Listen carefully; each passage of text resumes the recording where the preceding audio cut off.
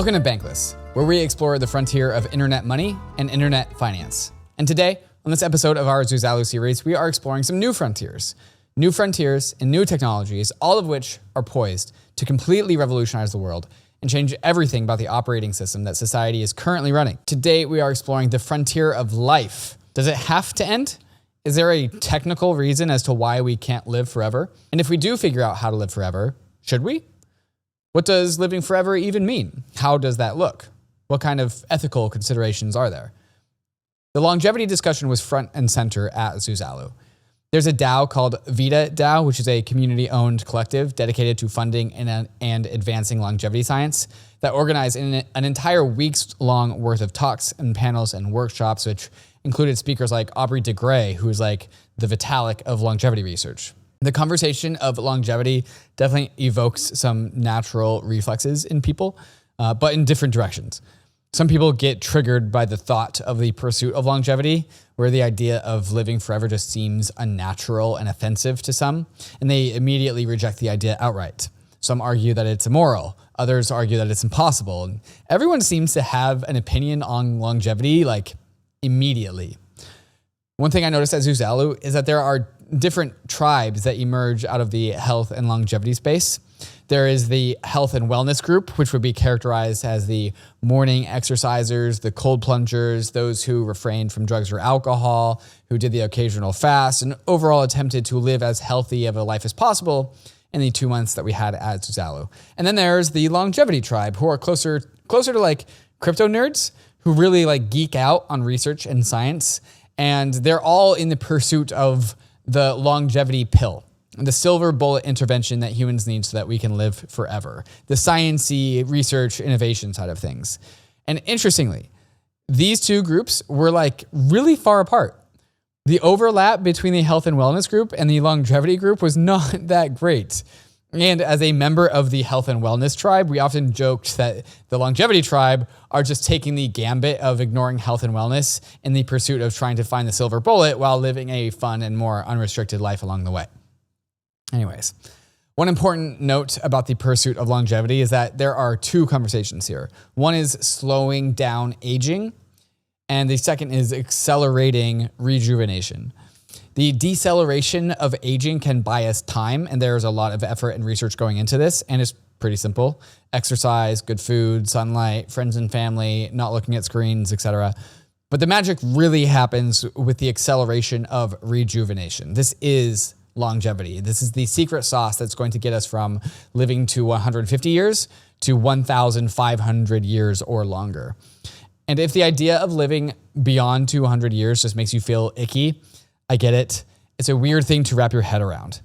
The first interview in this episode in this longevity series is with Patrick Linden, who wrote a book called The Case Against Death, which flippantly describes why death is bad and life is good. He addresses some of the socio-cultural reactions to the pursuit of longevity, and I think this is just an appropriate place to start for people who are not yet bought into the idea that longevity is inherently a noble pursuit. After our interview with Patrick, we'll talk with Sergio Ruiz, who is working in the field of epigenetic reprogramming, aka reprogramming the way our DNA is expressed, and specifically reprogramming it to go backwards to a more youthful state, which is apparently a thing you can do over and over and over again, and is currently the most promising area of research in the whole pursuit of longevity thing. And then lastly, we'll follow up with Michael Greer, who is the founder of an app called Humanity, which uses a combination of big data and AI models to produce a longevity score. And it's an app that I was using throughout my time at Zuzalu in order to extend my Healthspan as long as possible. A goal that I've always been trying to pursue, but sometimes crypto gets in the way. Like I said in the intro, longevity had a front and center focus at Zuzalu, although not everyone was bought into it. The growth of the longevity industry is constrained by nation-state regulations. It's hard to do research when things like the FDA just get in the way of all viable experiments, which is why the longevity people and the network state people mingled so well together.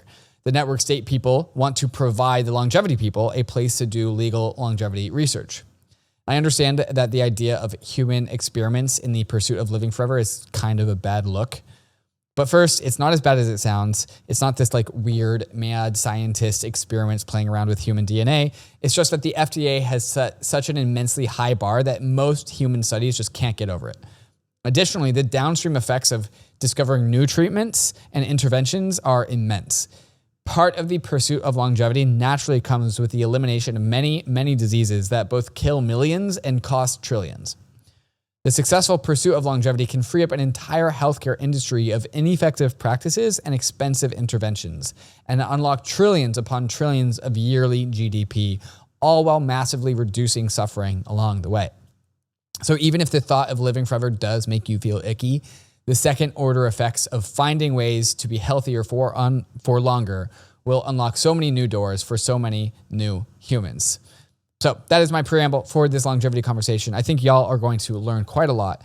So let's go ahead and get into our first conversation with Patrick Linden and the case against death. But first, a moment to talk about some of these fantastic sponsors that make the show possible. Kraken Pro has easily become the best crypto trading platform in the industry. The place I use to check the charts and the crypto prices, even when I'm not looking to place a trade. On Kraken Pro, you'll have access to advanced charting tools, real-time market data, and lightning-fast trade execution, all inside their spiffy new modular interface. Kraken's new customizable modular layout lets you tailor your trading experience to suit your needs. Pick and choose your favorite modules and place them anywhere you want in your screen. With Kraken Pro, you have that power. Whether you are a seasoned pro or just starting out, join thousands of traders who trust Kraken Pro for their crypto trading needs. Visit pro.kraken.com to get started today.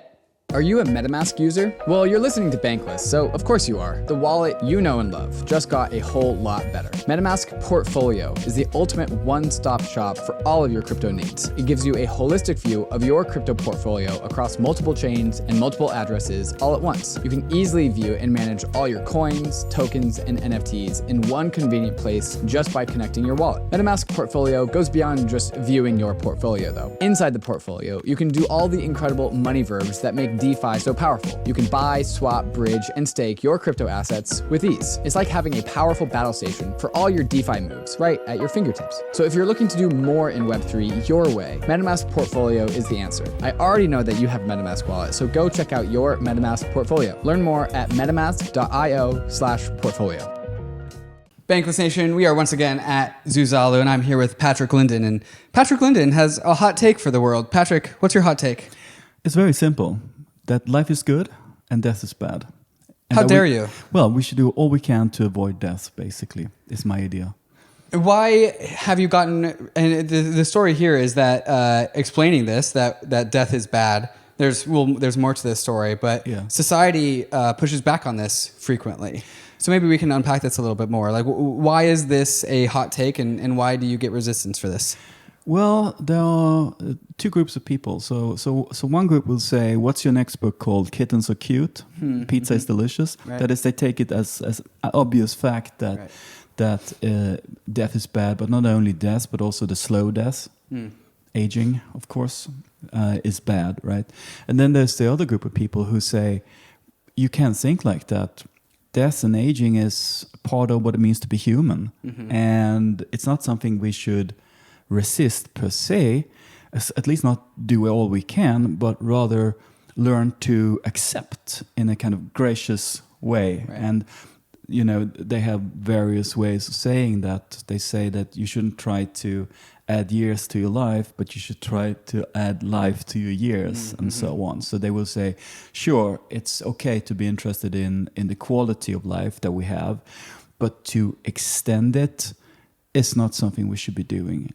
And it seems like it's a majority view, in fact. I don't know.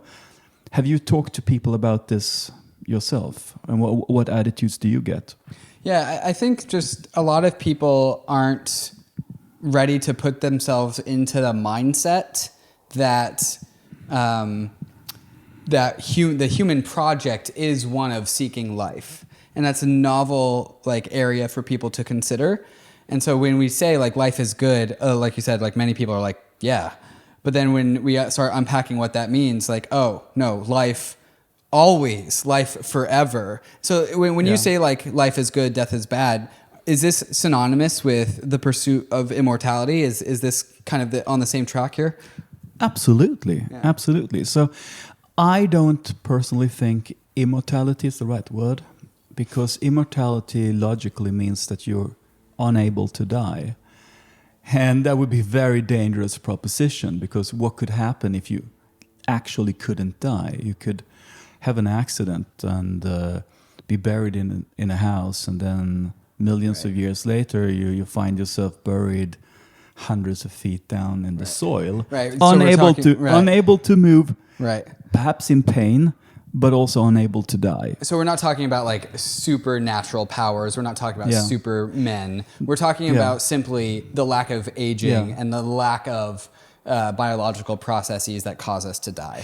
Well, so what I object to then is the fact that we are forced to die before we want to die. Mm-hmm. So it's a little bit essentially about expanding human freedom, as I see it. So I find it a prison, really, for us, that we have this set limit that we just can't break through so far, right? Mm-hmm. We're trying to.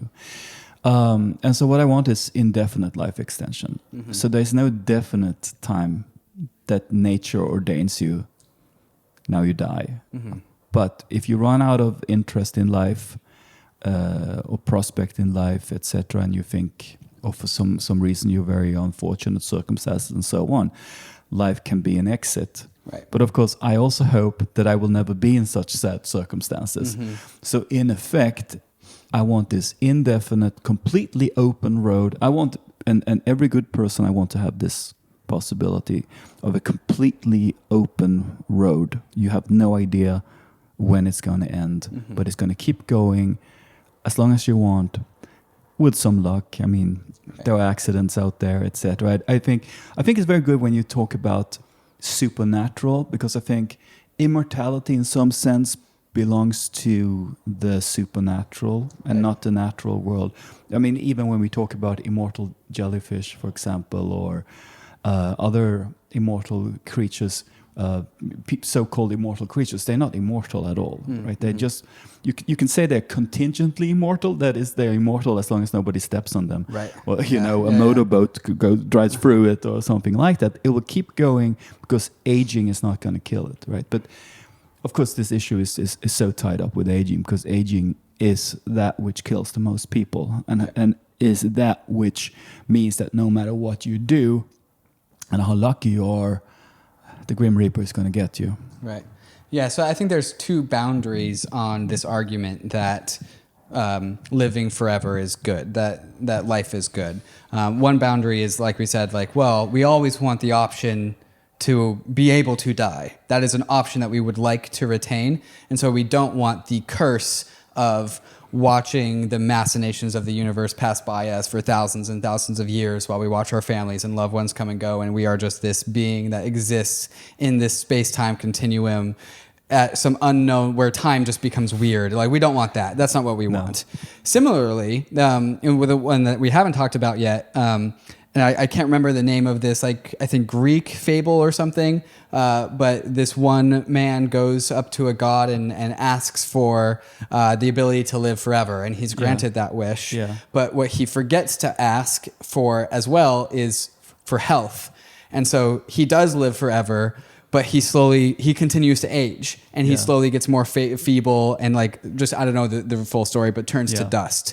So like, there's two guardrails that we want to split between, and that when we say life is good, we mean to stick between these two things. We want to be able to live forever while having while like being hit by a car will still kill you, but also we don't want to be decrepit forever. We want our health and our rejuvenation to be very, very strong. And this is like the needle that we want to thread as a species, correct? Yeah, exactly. So in reality, the longevity will come as an effect of the health. Mm-hmm. And everyone who works in this area see health as being the means to longevity. It's not mere survival that anyone is interested in. Well, I am interested in mere survival, but having the quality of your life being what also causes the quantity is the ideal we're looking for here. Absolutely. And that's something that when you argue these ideas and when you look at surveys that has been done, people in general become more sympathetic to this longevity project, once it's explained to them that they will have a good health with it, right? Then the interest shoots up. But it's people have a very hard time wrapping their mind around it. It's as if they have a vision of what it is like to be 80 or 90, and especially when they're young and far away from it, that is incredibly pessimistic. Right. So when you ask just the ordinary general public, or I did this in my class. So I taught a class at NYU for many years called Death, Longevity, and Values. And each semester I started with a survey of people's or the students' attitudes to death and longevity. And I asked a question that was clearly specified that they would be in good health. I asked the question how long they wanted to ideally live. And I got an average of 90. And this is even when I explained to them, you're going to be in decent health and so on. And still, you got like a spectrum between 70 and 100.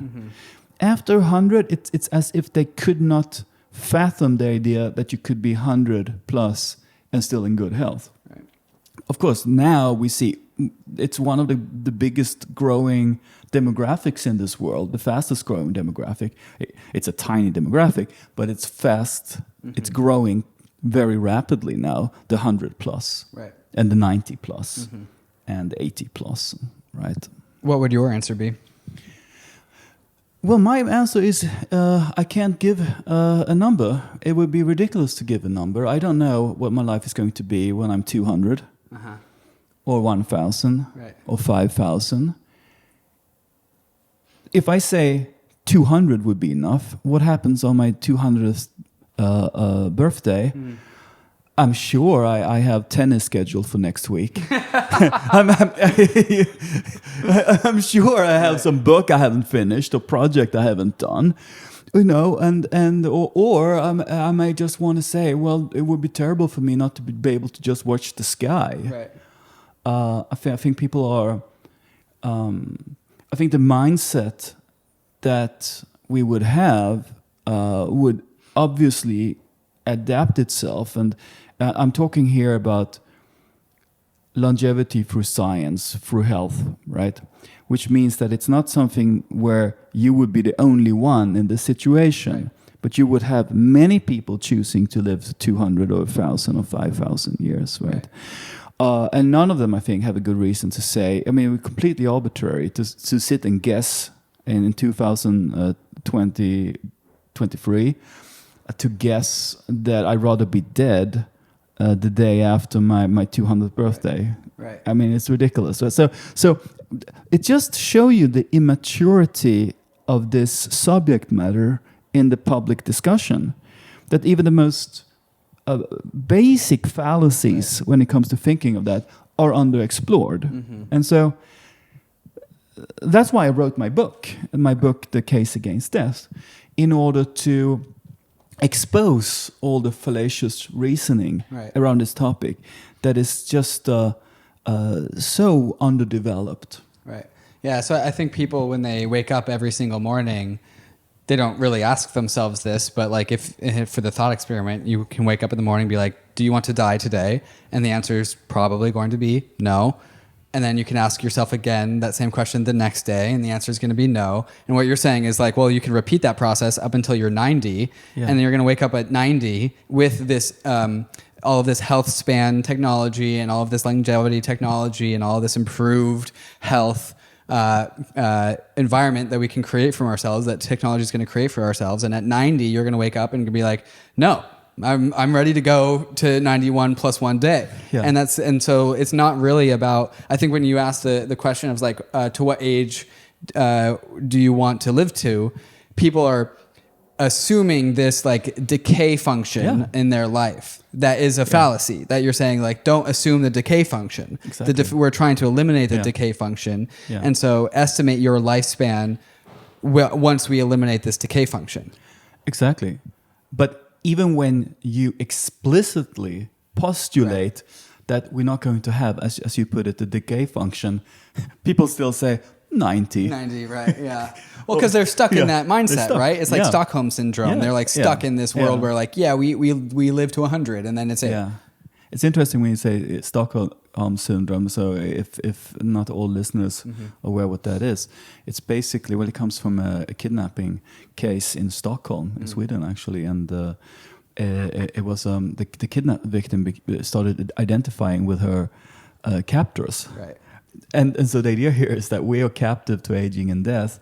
So since we can't escape, it looks like, we might as well identify with the captors and say, okay, it's good. I actually want this. I want to fall apart. I want to see my parents fall apart. I want to lose my grandparents. I will go gracefully into that good night. Yeah. Oh yeah, it's going to be, this is just how it is. This is what I want. I wouldn't want the opposite. And then people start intellectualizing it. So, what can I say on behalf of my captors aging in death? How can I paint them in a positive light? Right. Okay, I can't escape, but I can kind of identify and glorify and make the captors' will my will, and thereby kind of overcome them. This is like bargaining, right? We're bargaining with death. Yeah. So philosophy in Montaigne's world, the French philosopher Montaigne is, he says, all geared, in all history, geared towards having us accept death. Right. And he himself tried to. I mean, he was himself in that school of thought that this is something we shouldn't be afraid of, we shouldn't resist, etc., which is very understandable, of course, when you live in a pre-scientific era, or very early scientific era. Right. Yeah. But now, such passivity is itself a problem and dangerous, because if people understood the very simple truth that it's better to be youthful and alive than to be old or dead, we would see investment that, well, maybe we could have been 20 years ahead today from where we are now. But it's a scandal when you think about the things we can afford in this world, and that we cannot afford, apparently, or there's no interest in stopping aging, which is hurting everyone around us. It's an absolute outrage. Right. And we should be outraged. But, the most important thing is to wake up now and try to undo the incredible harm of inaction. Right. A non-committal that is being sustained by a refusal to think about death in a kind of straightforward way, where we say, okay, enough with the nonsense. There isn't much good about aging and dying. If it's the end, it's a personal catastrophe for everyone, basically right. everyone. Yeah, I think what you're saying is like it's just this like blind spot that we've accepted. Yeah. That maybe like the medical field, the medical areas of academic study and actual practitioners just don't look there, because nowhere in humanity have we had the tools or the conversations to actually point our attention to aging. So Patrick, why now? Why is now the time to try and illuminate this blind spot that humans have? Well, so now the thing is, yes, it is now, because now is what we have. But it could have been something we've done the whole last century. It could have been the focus, and of course there were people who thought it should be the focus of science very early, like Francis Bacon, right. Roger Bacon, and Descartes, and Bentham, and other philosophers who thought that science should be concerned with this. So, well, it's not today. I mean, it is. We should have been doing this for a long time. Right. But all we have now is the now, and now is high time to start. Of course, right? There is more promise now that this ambition is not just a pipe dream, but we hear, of course, weekly about small promising possible breakthrough. We're still waiting for the kind of cure that passes the gold standard, and where we have good longitudinal and clinical studies and so on. but there are many people, not enough people at all. I mean, some estimates say there are only 5,000 or so working on fundamental aging and so on. So much too few smart people are working on it. But there are a lot of different paradigms that are being pursued. And that itself is very, very promising. That there isn't just one approach, but there's a plurality of various approaches and interventions from the kind of everyday simple interventions they were getting better and better and better at. I don't know if you follow the debate about what we should and shouldn't eat. You know, it's still a terribly messy situation. Yeah. Uh-huh. Only meat, no meat. Only vegetables, no, not vegetables, Right. or this and that. But I mean, of course, sometimes that overshadows.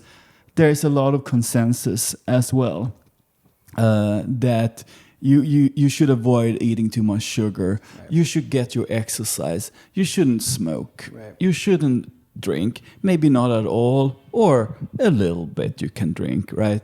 And you should engage in meaningful projects, and so on, right? You should call your mom. Right. Things like that. Mm-hmm. Those things are all positive when it comes to longevity, and these are things that you can do today. Right. And in fact, when you think about it, and when you think about what value and beauty it is in just existing, even if you have problems, even if you have bad days,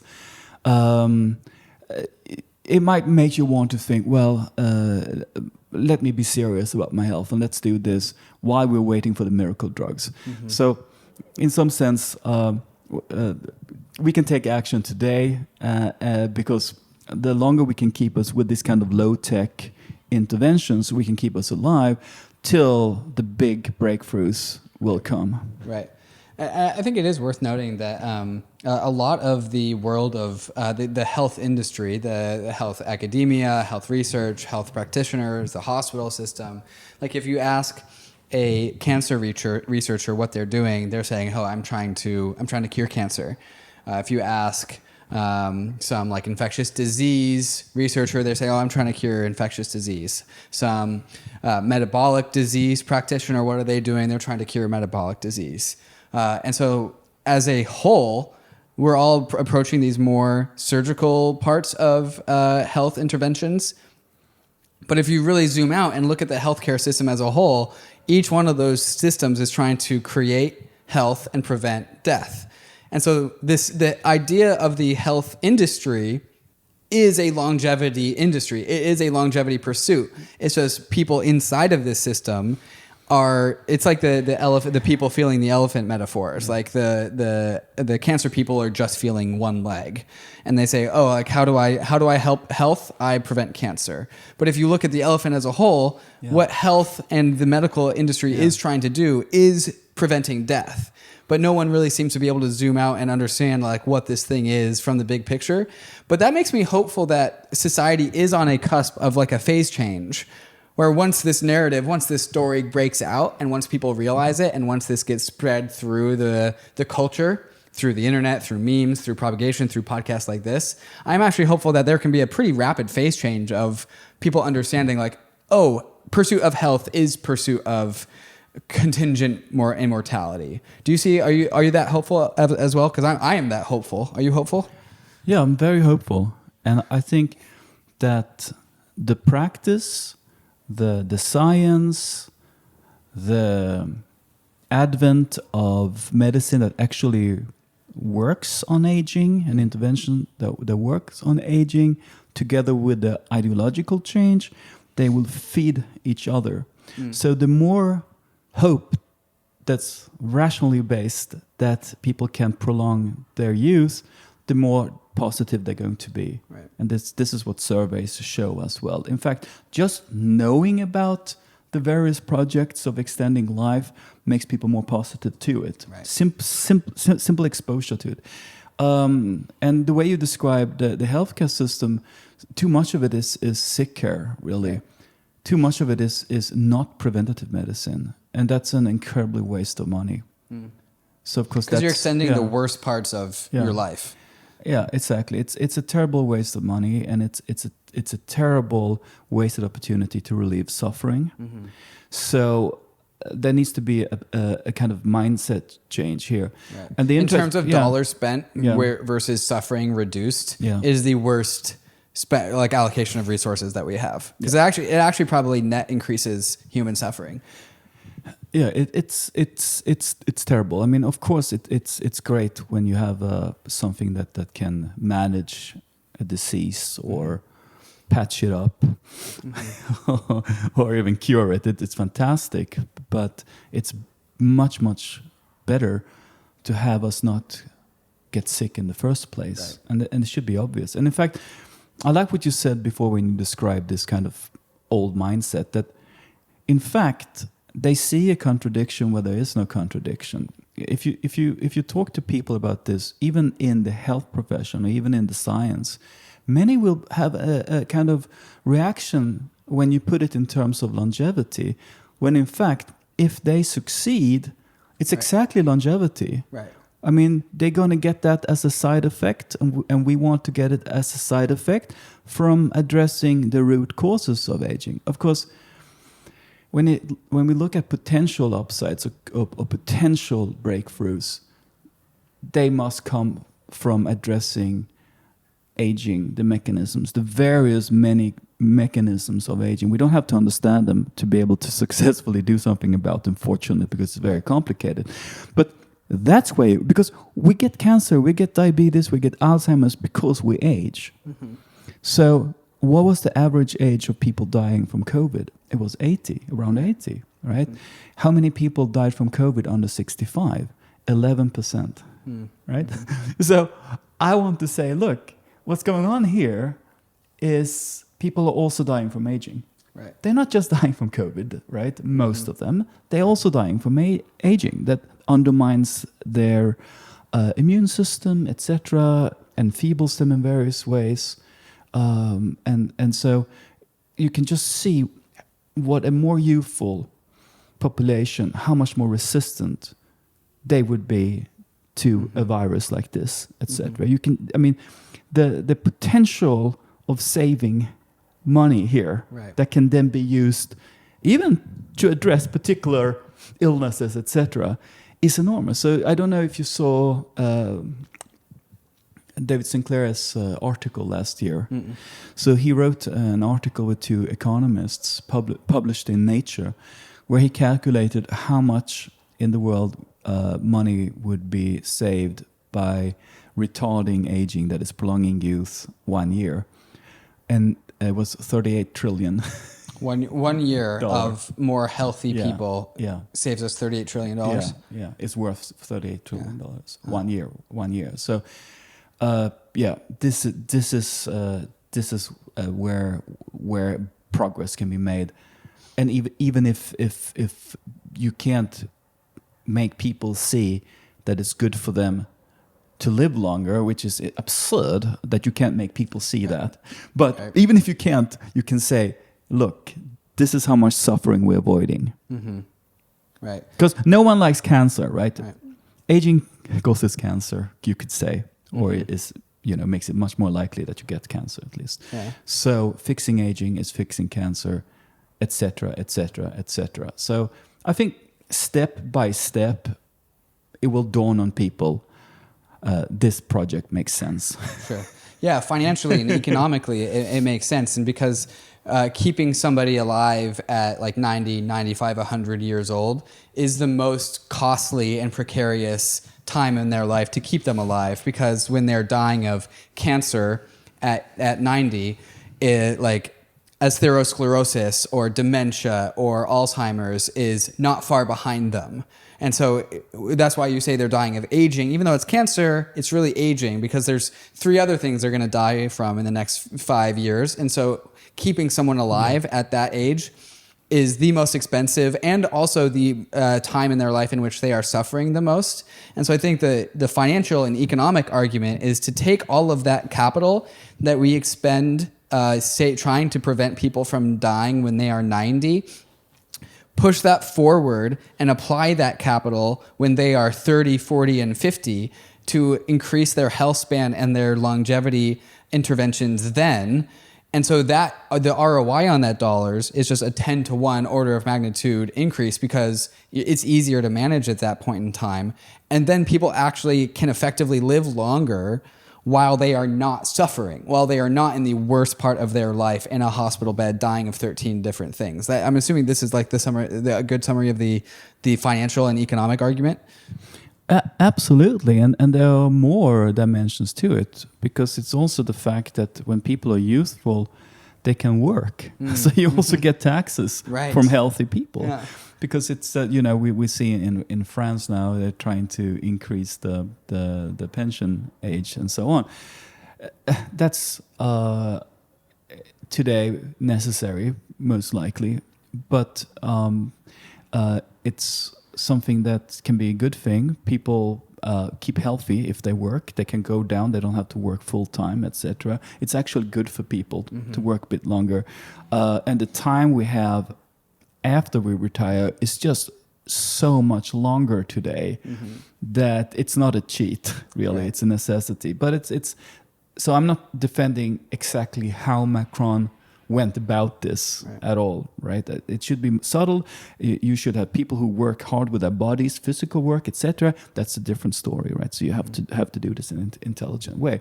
But all in all, what you get is people who are healthy are able to work longer, which itself is an incredibly good for the economy. Certainly.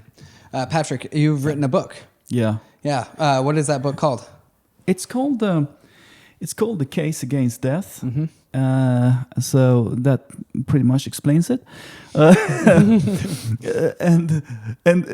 of course the absurd thing is that I have to write a book like that. It was, provoked by, I was basically triggered by people's acceptance of death and how much I have to hear this. I had people, without me bringing this up, saying, I think it's wonderful to age. I heard that my brother's 40th birthday. Sounds like cope. Yeah, it sounds like cope, or massive cope. Yeah, and you hear it, and it's so incredibly thoughtless. I mean, to make it personal, my father is in hospital today, with pneumonia, and it's very, very dangerous thing when you're 80, in your 80s, right? And so I don't think there's anything wonderful with that at all. I think it's an evil, and I think it's almost it is a form of kind of banal evil to have this attitude, because what you're doing is, when you say that you think aging is wonderful, is that all of this suffering is wonderful, that something that is destroying people's bodies and minds, see Alzheimer's, which is it's like a horror movie. That somebody is there but not there, and you lose yourself, you lose mind, people around you suffer incredibly. To say that that's good, and they will say, no, we don't say that's good. It's aging. We don't say the diseases are good. We're saying that aging is good. But in practice, I don't think you can make that sharp distinction, because if you don't get any of that deterioration, you're not aging. Right. But it's just, of course, these are all nice people, and it's not that they are evil. Right. It's just that there is that concept of the banality of evil. In some sense, it just happens. Right. And everybody has their justification and so on. Of course, here it might be to protect themselves from the horror of death, as some philosophers or psychologists have argued, that people just don't want to really think about this, and so therefore their thought processes are kind of unusually limited and in the box about it. Right. Yeah. There's like 4 or 5 big reasons why people will die. Like one of them is cancer, one of them is metabolic disease, atherosclerosis, Alzheimer's. Like these account for like the vast majority of people's deaths. And these all have like overlapping comorbidities, right? These all, if you have one, the chances of you having another one is pretty significant. So all of these different circles are like also Venn diagrams that overlap with each other. And I would assume that if the part of the Venn diagrams that overlap with all of them, you would just call that aging. Like that's what aging is. And so like with that perspective, I think it's a little bit easier to wrap your heads around like, oh, aging isn't this thing that just happens to you and you can do it gracefully or ungracefully. Like, no, it's a disease that we all have. Yeah. We all have this disease called aging, and we're all experiencing it every single day. Yeah, absolutely. I mean, and so if you, for example, you accept something like David Sinclair's view that it has to do with, we are information, and if we are like CD, the CD gets scratched and so on. I mean, there's nothing good about having a scratched CD. Right. I mean, what's good about that? Nothing. What people mean is it's great to have that experience that you have when you're 60 or 70 or 80. And it's great to have those kind of long routes that you have with people and projects and so on. That's great.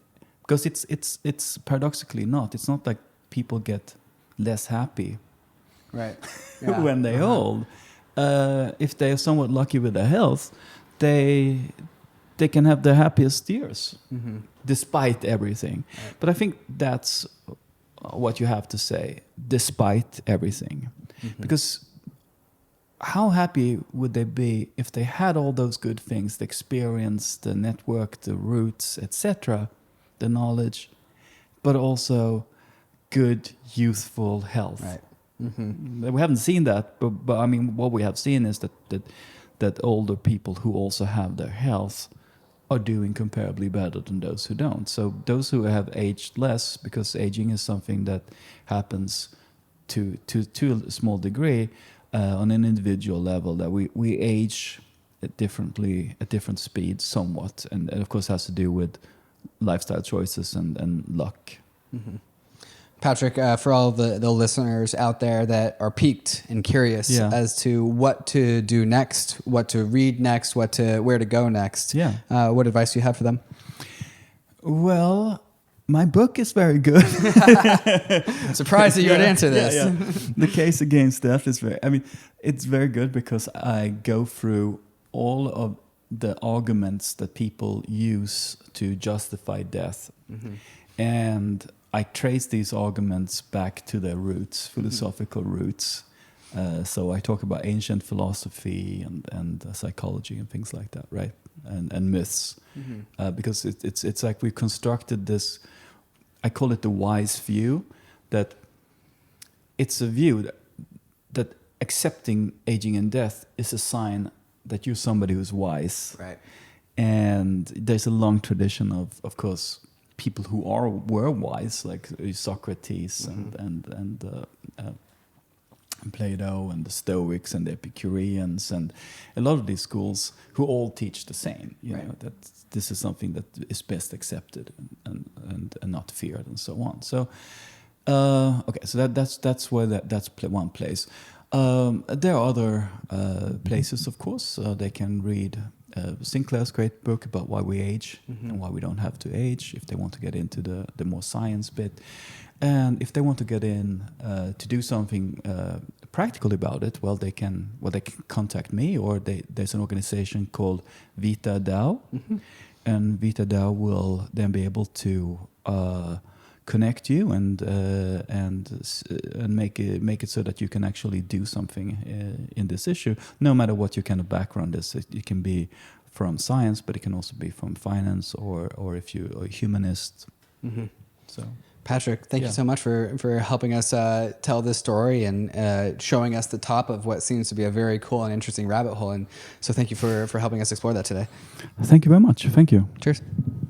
Arbitrum is accelerating the Web3 landscape with a suite of secure Ethereum scaling solutions. Hundreds of projects have already deployed on Arbitrum One, with flourishing DeFi and NFT ecosystems. Arbitrum Nova is quickly becoming a Web3 gaming hub, and social dApps like Reddit are also calling Arbitrum home. And now, Arbitrum Orbit allows you to use Arbitrum's secure scaling technology to build your own Layer 3, giving you access to interoperable, customizable permissions with dedicated throughput. Whether you are a developer, enterprise, or user, Arbitrum Orbit lets you take your project to new heights. All of these technologies leverage the security and decentralization of Ethereum and provide a builder experience that's intuitive, familiar, and fully EVM compatible. Faster transaction speeds and significantly lower gas fees. So visit Arbitrum.io, where you can join the community, dive into the developer docs, bridge your assets, and start building your first app with Arbitrum. Experience Web3 development the way it was always meant to be: secure, fast, cheap, and friction-free.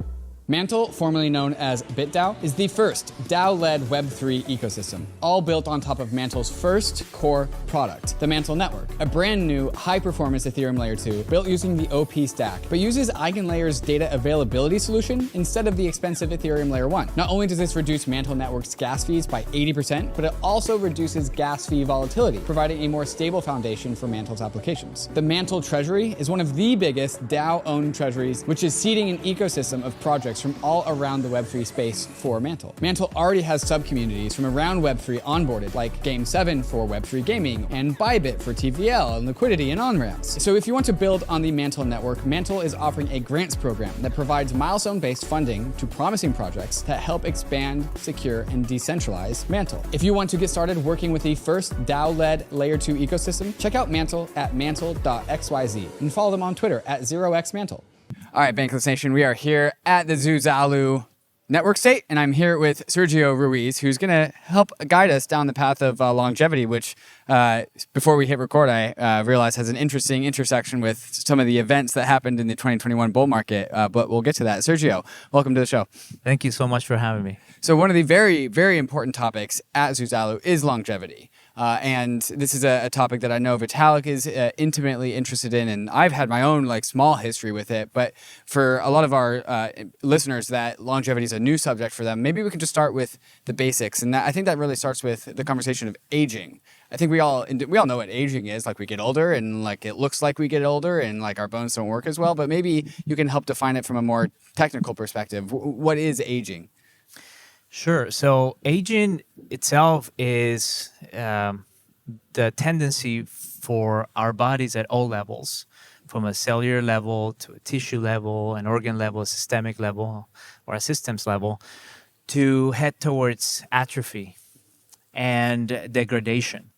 So eventually the forgetting of performance, for the forgetting of creation of a new material, the creation of new material that is now mutated, or I like to think of it and explain it as when you take a piece of paper and you Xerox it, you photocopy it, right?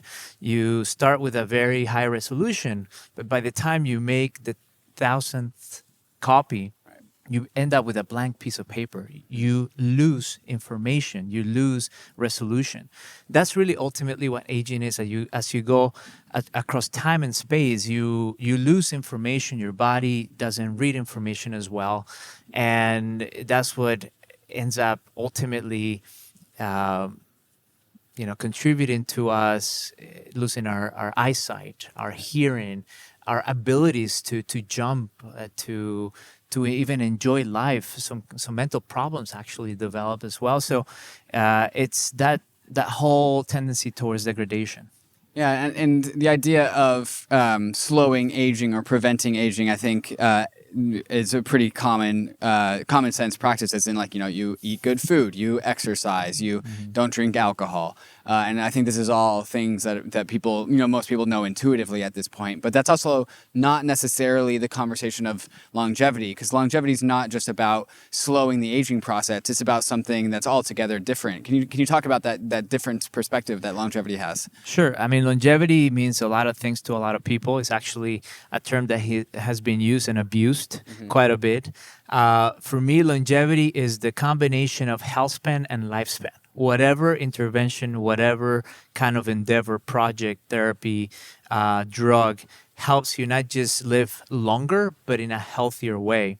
And you're absolutely right. I think that a lot of the scientists have figured out that in order to really achieve that, it's no longer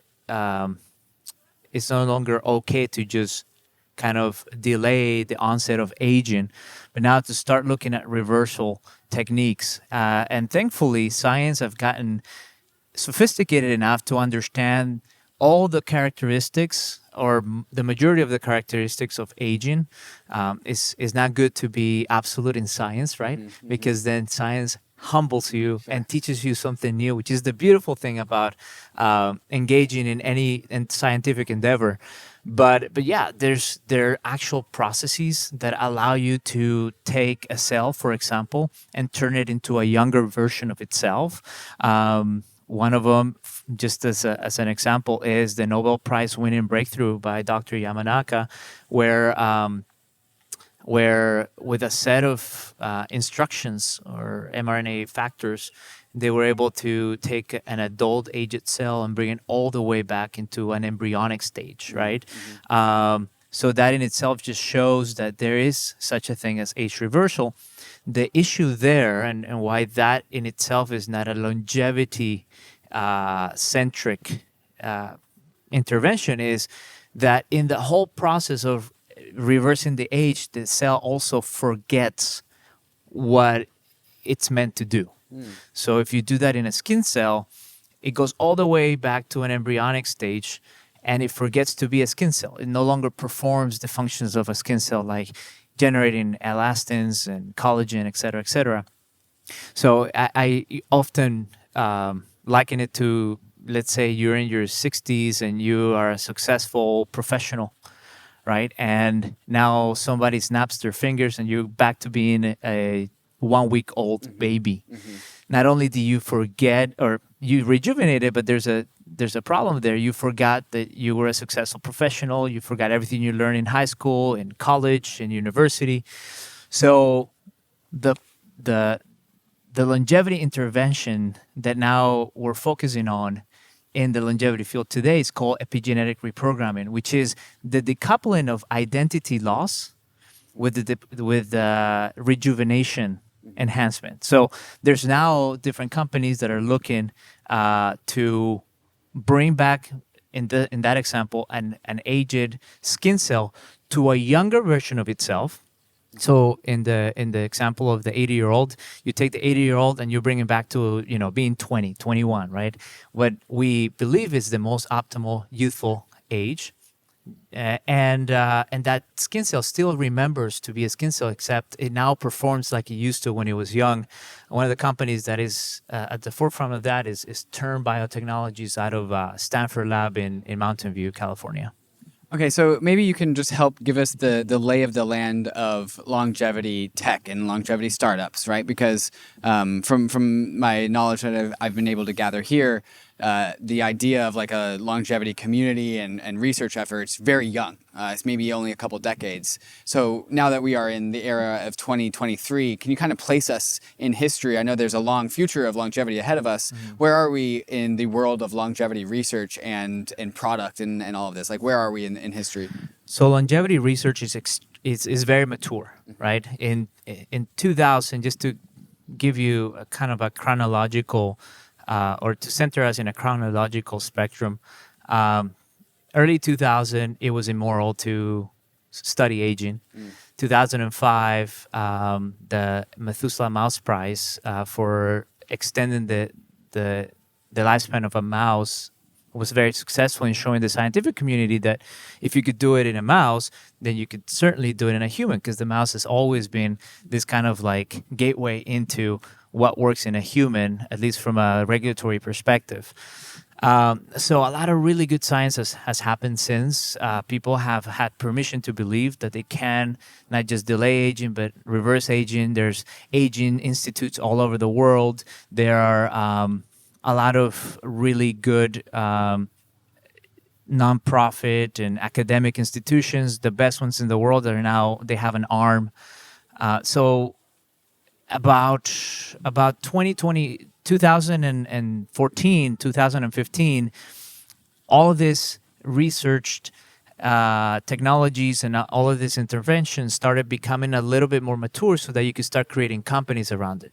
So in 2016, all the way up until now, you're seeing an explosion of interventions that are now making their way into the the professional investment world, right? Anything from small molecule into gene therapies, into cell therapies, they're now getting backed by VCs, and then slowly you're starting to see the big pharma, right, coming in and developing different little units of longevity units to try to understand how these technologies, new technologies, are going to be deployed not just in the mainstream, but in their current pipeline as well.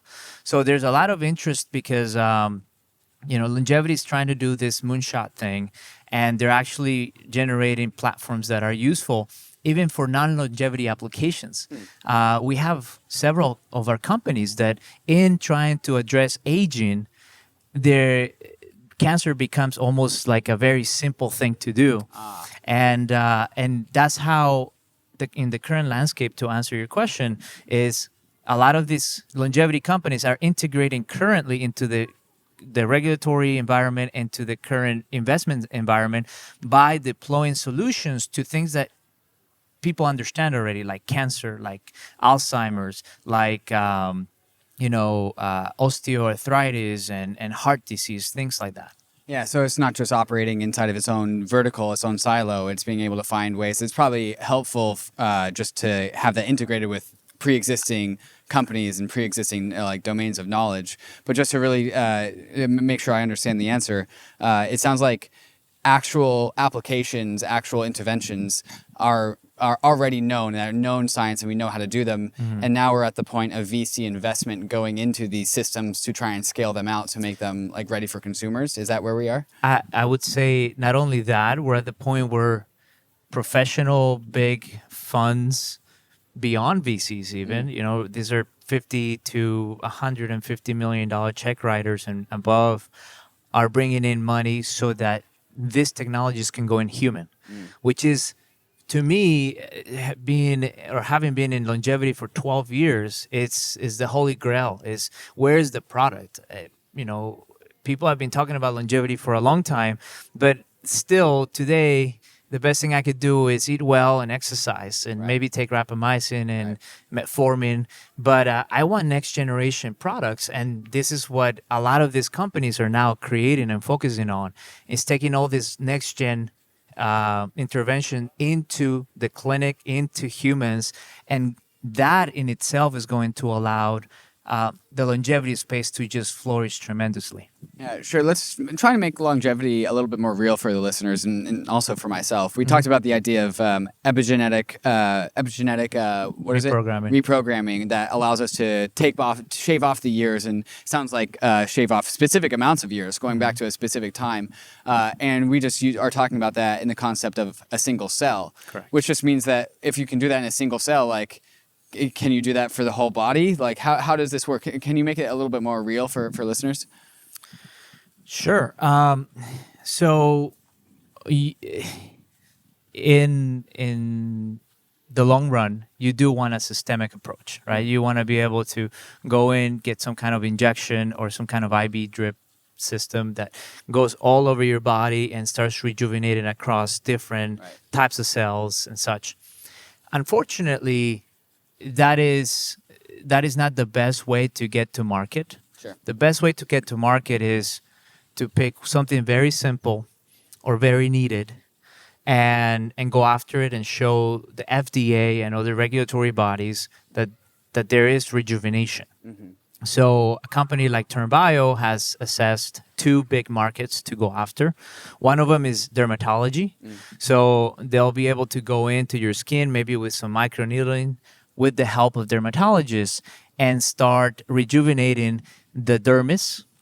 And that dermis eventually comes up into the epidermis, and you'll end up seeing the results that we're expecting is that your skin is going to get thicker, it's going to get more youthful. So the way it's moisturized, the way collagen and elastins are shown, the way your actual normal skin color shows up. If you go to the beach, you're going to have better protection against the sun. You're just going to have a much more youthful skin. And skin is the largest organ in your body. So that's the the main thing right there. So the idea is like more targeted applications, and so targeted Correct. towards, Very like you said, specific. microneedling. It sounds like it's local to the injection site. Correct. And what are we actually injecting into you, Right. the skin? Yeah, so one of the things we could do is like microneedle into the hair, the scalp, and rejuvenate, hair, and that's going to have even some hair coloring applications where gray hair is going to be reversed. But what it's going in is actually these little fat bubbles we like to call lipid nanoparticles in the industry, but we've actually created our own novel lipids. These little fat bubbles are food. Like you're giving cells in your body food. They eat fat. That gives them energy to keep doing their thing. So we've created new types of cells of lipids that can go into the cell as food. And inside that cell, inside that lipid that goes into the cell is a cocktail, a rejuvenation cocktail, which is ultimately mRNA factors. Now, TurnBio, this epigenetic reprogramming company, created, they use synthetic biology, SynBio, to create this very specific, safe, controllable mRNAs, type of mRNAs called tRNAs, TRNAs, and that's what it is. It's a set of instructions inside a fat bubble, becomes food for the cell. The cell eats it, and while it's digesting the food, this set of instructions go into the cell, and the cell it starts performing the instructions, right? So, for example, if you go to the doctor says, hey, you may want to sleep better, drink more water, eat healthier, exercise, A, Y, and Z, right? So that's what we're doing at a cellular level. We're telling the cell to do different things that ultimately are structural changes to the cell. The cell kind of relaxes and then tightens up. And going through that process, the cell rejuvenates itself because the cell is able to remember how it used to read your DNA. Now, this is epigenetic reprogramming. We're not changing your DNA. We're just reminding the cell to read your DNA in a much better way. So it's very safe from what we've seen. And we're hoping that, when we go into human studies, we can even show this safety level that is unmatched by any other similar technology, such as like the mRNA vaccines that had some safety issues and toxicity issues. Well, all of that, if you can think of it, that was like version, the beta version of any kind of mRNA technologies. Now you're getting to mRNA therapeutics, that this is all things that we have optimized for safety because we know it's important to, in rejuvenating someone, you don't want to hurt them, right? It's counterintuitive to do that. Right. And just to unpack the name epigenetic reprogramming, this is actually taking me back to my biology days. Epigenetics means above genetics, right? And so it's like this layer above your DNA that chooses what parts of your DNA to turn on and off. And my intuition from what you said is that the ability to read the DNA decays over time, and that is perhaps what aging is. And so epigenetic reprogramming is like just sharpening the lens, perhaps, of your epigenetic layer to read the DNA better. That's a great way of putting it, by the way. Thank you. Great job. Some of us understand, and maybe a lot of your listeners understand, like computers, right? So if you think of your DNA as the zeros and ones, right? The binary code that makes the computer at the very basic happen and start up, and all these programs are at an epi level, right? You start having all these coding systems that make use of this binary. And eventually, as your computer goes through times of space, it gets slower. Like functions decay, the environment, like Trojans and viruses and all this start attacking it. Not only that, the hardware becomes a little bit sloppy as well. And then you have, issues with how that information is read, properly. So every now and then you'll have your optimization programs that come in and start deleting and doing all these things. So Maintenance work, right? Yeah. maintenance work. Right. So that's what we're doing. We're not changing the zeros and ones, but we're coming in with the with the cleaner, right, and the antivirus to come in and just get rid of all the crud and and doing the debugging so that your computer runs as optimally as possible. Yeah. And just to really drive this point home, the idea is that this works at your DNA level, and your DNA is you. And so I think this is kind of surreal to really try and think about. It's like, okay, we can make our skin better. I can imagine that. Like, I can imagine my skin being 10 years ago, the hair, et cetera, my eyesight get better. But then when you apply it holistically to the whole body, like, that's, I think, kind of when it gets weird for folks. It's like, so imagine you take some 70-year-old and you do this program, like, do they just rewind back to 20 years old? Do we have any indication that we have an answer for this? So, it's good not to give an answer that is, absolute, but what I would probably see is, what I would probably say from an speculatory perspective is, you start seeing a lot of benefits on how you feel and how your body performs.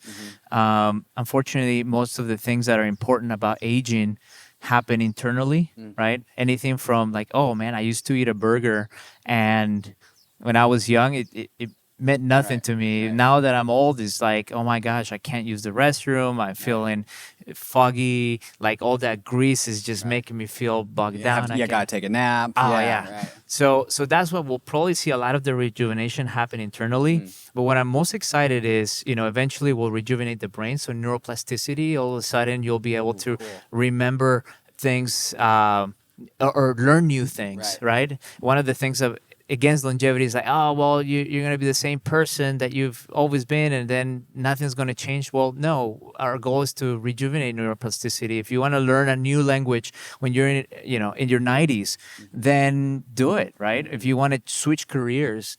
So another thing is the thymus and the way our bodies regulate hormones, right? That could be a lifestyle issue, right? Any female that goes through menopause knows how difficult that can be, or all humans that went through like your teenage years where your hormones were just going all crazy, know how unsettling that could be. Well, that doesn't change as we grow. And there's people who, for example, can't control their weight simply because of the way their thyroid is maintaining different things. So there are certain systems and certain organs in your body that will give you a much better yield from a rejuvenation perspective. Of course, you'll have your liver, your lungs, your eyesight definitely is a big one, and your hearing. Yeah, I think overall it's going to be a slow effect, but eventually you'll start seeing your skin get thicker. You can now run a marathon. Your knees don't hurt as much, or you're no longer a candidate for knee replacement surgery because your hyaline cartilage is regrowing. Your synovial fluid is able to prevent you from falling, because that's another thing that happens when we age, is so many falls take place, and then that affects the way a person lives their life when they're in their 80s or 90s. So all these things are probably not going to be super evident. You're not going to come out and going to look like a 20-year-old within minutes, but you're slowly going to have this rejuvenation effect. The dosage is still yet to be determined. So we don't know if you're going to be taking this every week, every month, every year, every 10 years. Our goal is to get someone to a point where they're rejuvenated and maintain them as long as possible. But yeah, that all remains a mystery that is exciting to go after and look into the answers for. Yeah, certainly. And there was a podcast that Vitalik was on that the clip of this went viral when he said it, that he thinks that somebody's already alive today that's going to live to be 3,000, to the year 3,000. Do you also believe something along this nature? That's rooted on something called longevity escape velocity. So my the CEO at the Methuselah Foundation, my business partner, David Goebel, actually came up with this idea, and it was postulated publicly and popularized by Aubrey de Grey, which is the goal that, eventually interventions that are going to help you keep living longer are going to come out at such a fast pace that you're going to be aging and then taking all these products to help you de-age at a much faster rate than you're ever going to be able to get older. If you can keep yourself alive to the point where technology has advanced to the de-aging peak, where our technology allows us to de-age, then you're good. You've made it. Exactly. Exactly. And that's ultimately the goal. I think that is something that is very possible. I think in 5 years, from now until 2030, it's a very critical stage. Sure. So for all those who are thinking of supporting longevity and biotech, now is the time, because I think in the next 7 years, we're going to see a lot of these interventions go into humans, and it's those interventions and the success of them in humans that are going to dictate whether or not maybe you or I or Vitalik himself are going to be able to live to be 3,000 years. So I say it's possible. I think I'll be more bullish in 2030. Sure. How will this industry, the longevity industry, impact listeners and people today? Like what's the first? Like what's going to happen in the near term what's the first few products that are going to come out of this industry? So right now there's a rush towards creating longevity clinics, and unfortunately, I feel it's just a little bit more of a hype than anything else. Like you look at a lot of longevity clinics, and all they do is just like vitamin B infusions, right? Whether or not it's a longevity treatment, that remains to be seen. But there are other clinics that actually have hard science behind it. Like if you look at Everest Health, Everest.bio, they have 8 years of creating the Methuselah protocol and trying to figure out what actually works for you as a specific individual, not as an average of a population. So I think that's the first thing you'll start seeing is longevity clinics everywhere, people trying to really maximize things that could work today. And then they're also going to become the distribution channels for all these next-gen therapies, right? So, if you really do want to make use of the best thing out there already for you, I would say go to one of these reputable longevity clinics, and what you'll see is you'll get, normal healthcare, but instead of saying, okay, see you in a year, right? They'll say, okay, let's figure out throughout the next year, every 4 months or every 3 months, who you are, how we can optimize your vitamins, how we can optimize your lifestyle so that you can become the best version of yourself as we wait for this next generation therapies. And it makes sense. For example, the person that you are during the winter changes to the person that you are during the summer. Right. And this is something that most doctors don't even care about because they only see you once a year, and they're pushed to see so many people during a day, so they don't really have the time even if they want to help you. So I do think that right now there's a paradigm shift. A lot of people actually our age are not just looking at life expectancy, like, oh, how long are we going to live for? But we're also looking at a health expectancy, meaning, I've gone to a couple of doctors where I said, the quality of care you're giving me is subpar. Like, I can get better care just by looking at WebMD, right? Yeah. And I don't feel demeaned or a lot of doctors out there think you're dumb and they treat you like very poorly, unfortunately, or they're just trying to push some pills because they get some kind of kickback. And I'm not saying everybody's this way, but it's unfortunately the system that we currently live in. So it's going to be a health expectancy paradigm where people are just going to give their money to the clinics that are really going to spend a half an hour to an hour to really optimize you for who you are as an individual, not as a statistic, some kind of average.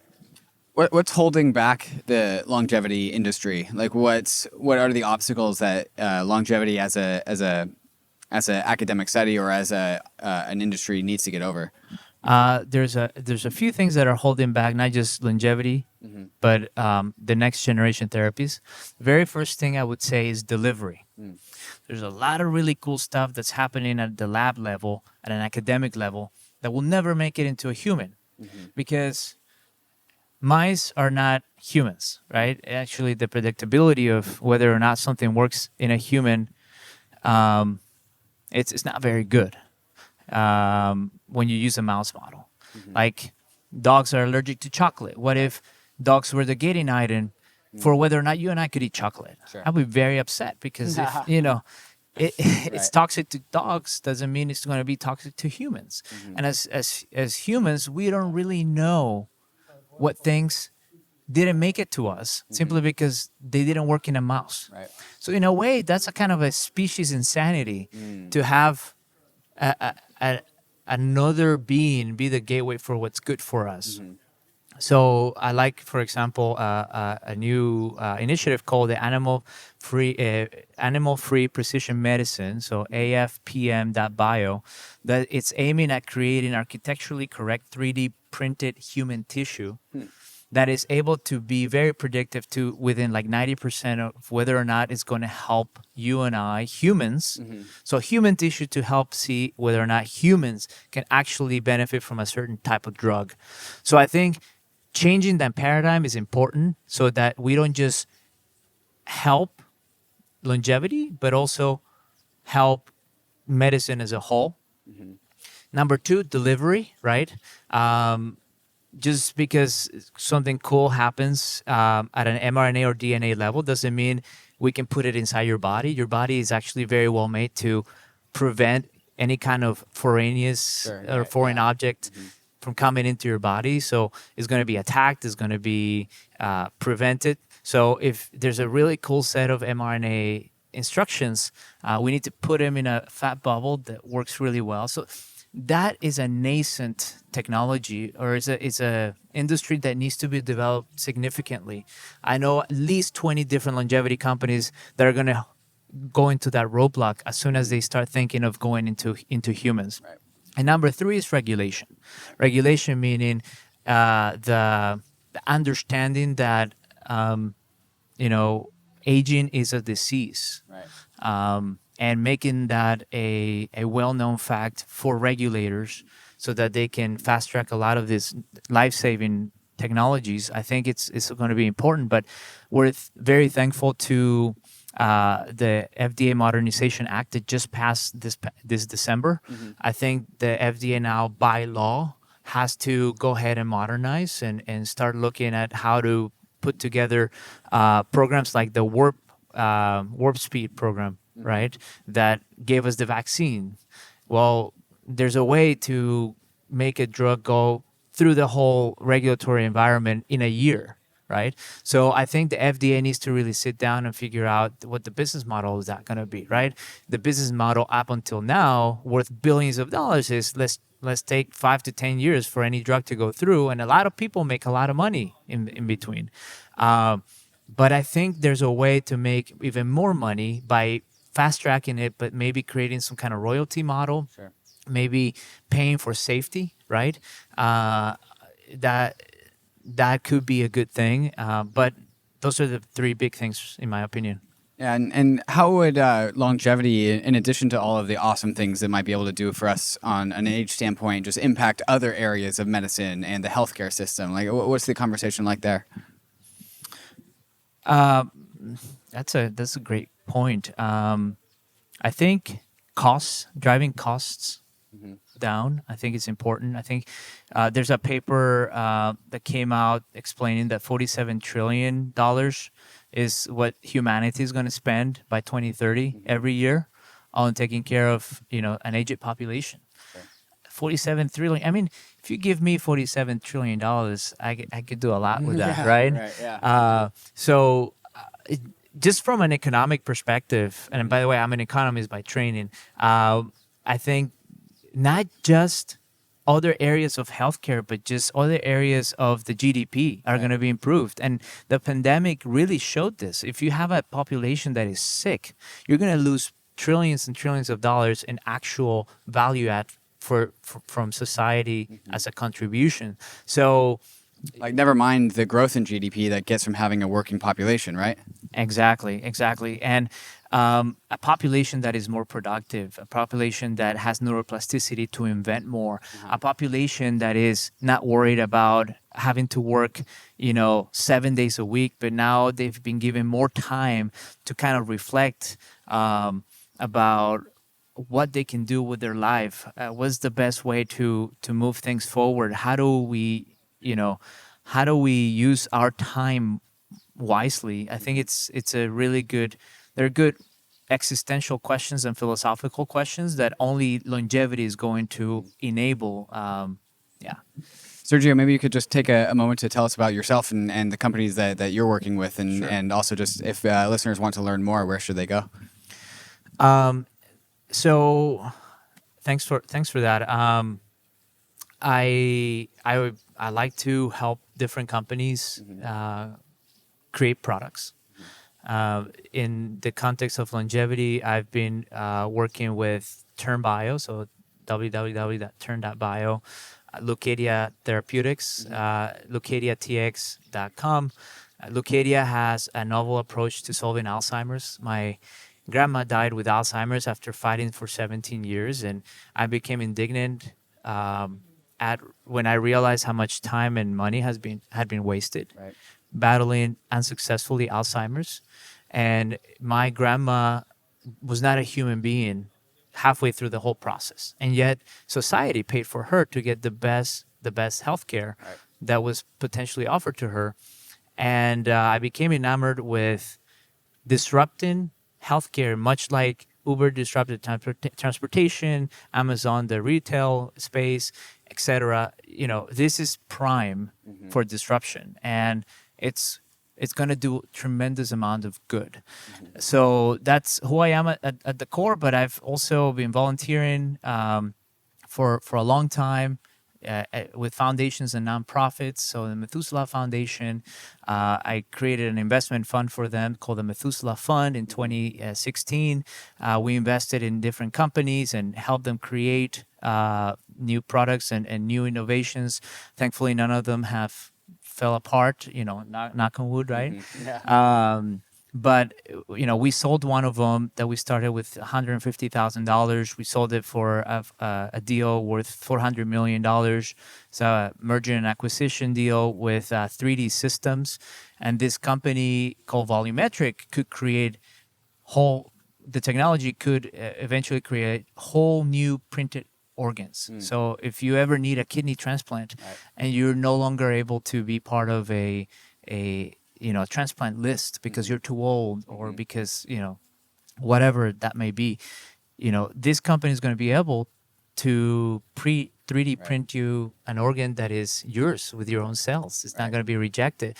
And so the whole organ transplanting model is going to be fixed, hopefully, with this. It's a partnership between United Therapeutics and 3D Systems, and I really have really good hopes there for them. Ocean Biotechnologies and OncoCenex, which is their cancer arm. I think they're incredibly important company for senolytic approach. As you get older, you get more of these zombie cells all throughout your body. I think it's 1 liter by the time you're 80 that's just roaming around, eating your nutrients and just consuming all the good stuff from your body. You want that to be gone just as much as you want cancer cells to be gone. I think that's a really cool project as well. And then we have Extherma, which are trying to make organs live longer, and also to create cryopreservatives that are going to be non-toxic.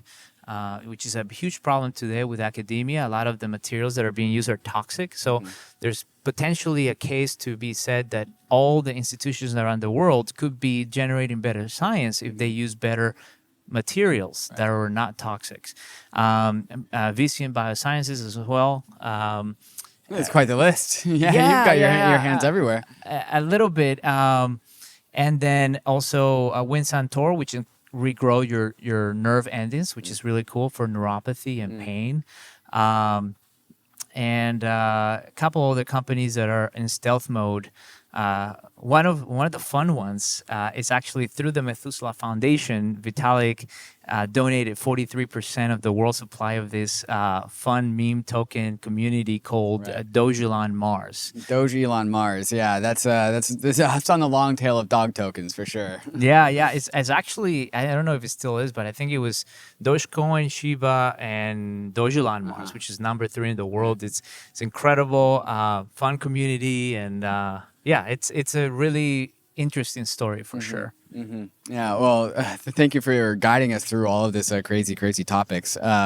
This is only like one of many longevity topics. So thank you for walking us through the top of the rabbit hole, and I hope to continue going down it throughout this week. Thank you. Cheers. Thank you so much for having me. Introducing Polygon 2.0, the value layer for the internet. For too long, the limitations of blockchains have held back app development and stifled user adoption. The internet allows anyone to create and exchange information. What's missing is a value layer that lets anyone exchange, store, and program value. That's where Polygon 2.0 comes in. Polygon Labs has unveiled a series of innovations that will radically alter the Polygon ecosystem and Web3 as a whole. By leveraging groundbreaking ZK innovations, such as Polygon ZK EVM, the next iteration of the best-in-class Plonky 2 proving system, and a first-of-its-kind ZK-powered interoperability layer, Polygon 2.0 will give users and devs unlimited scalability and unified liquidity. Right now, there is a Polygon improvement proposal regarding a potential ZK-powered upgrade of Polygon Proof of Stake. If approved, Polygon Proof of Stake would become a Layer 2 ZK EVM Validium. So make your voice heard on this proposal by joining the Polygon Discord today. You have a chance to help the Polygon community give the internet the value layer it deserves. Hiring people worldwide, paying them in crypto, providing them access to benefits, it all's so complex. But it doesn't have to be. Complying with labor laws, payroll rules, tax obligations, and crypto regulations in every country that you employ someone is difficult, time-consuming, manual, and costly. And it's drawing more and more attention from regulators and governments. But there is good news. Toku is here. Toku is the first employment and compensation platform for the crypto industry that makes this easy. Toku helps you hire employees or contractors and pay them in fiat or crypto legally, compliantly, and with all the taxes handled in over 100 different jurisdictions. So whether you're an early stage company with just a team of 2 or you're an enterprise with 200, Toku has a solution that meets your needs. Toku is already working with the leading companies in the space: Protocol Labs, Hedera, Gitcoin, and many more. So transform your employment and token payroll operations with Toku. You can reach out to Toku at toku.com/bankless or click the link in the show notes. Bankless Nation, we are here at Zuzalu, and I'm talking to Michael Greer of Humanity. Michael, what's up? Not much. It's great to be here. Michael, I first met you at the 8 a.m. cold plunge, and you have been there every single day. Been best friends ever since. Best friends ever since. So you're at an interesting intersection between all of the various topics that are being talked about at Zuzalu. The intersection of longevity, which we had a longevity week. I think we're going to have another one. And also AI. Yep. So that's a fun little place to operate in. Tell us a little bit about how you stumbled your way into that world. Yeah, and honestly, I think you can throw the public goods and the crypto into the mix there as well.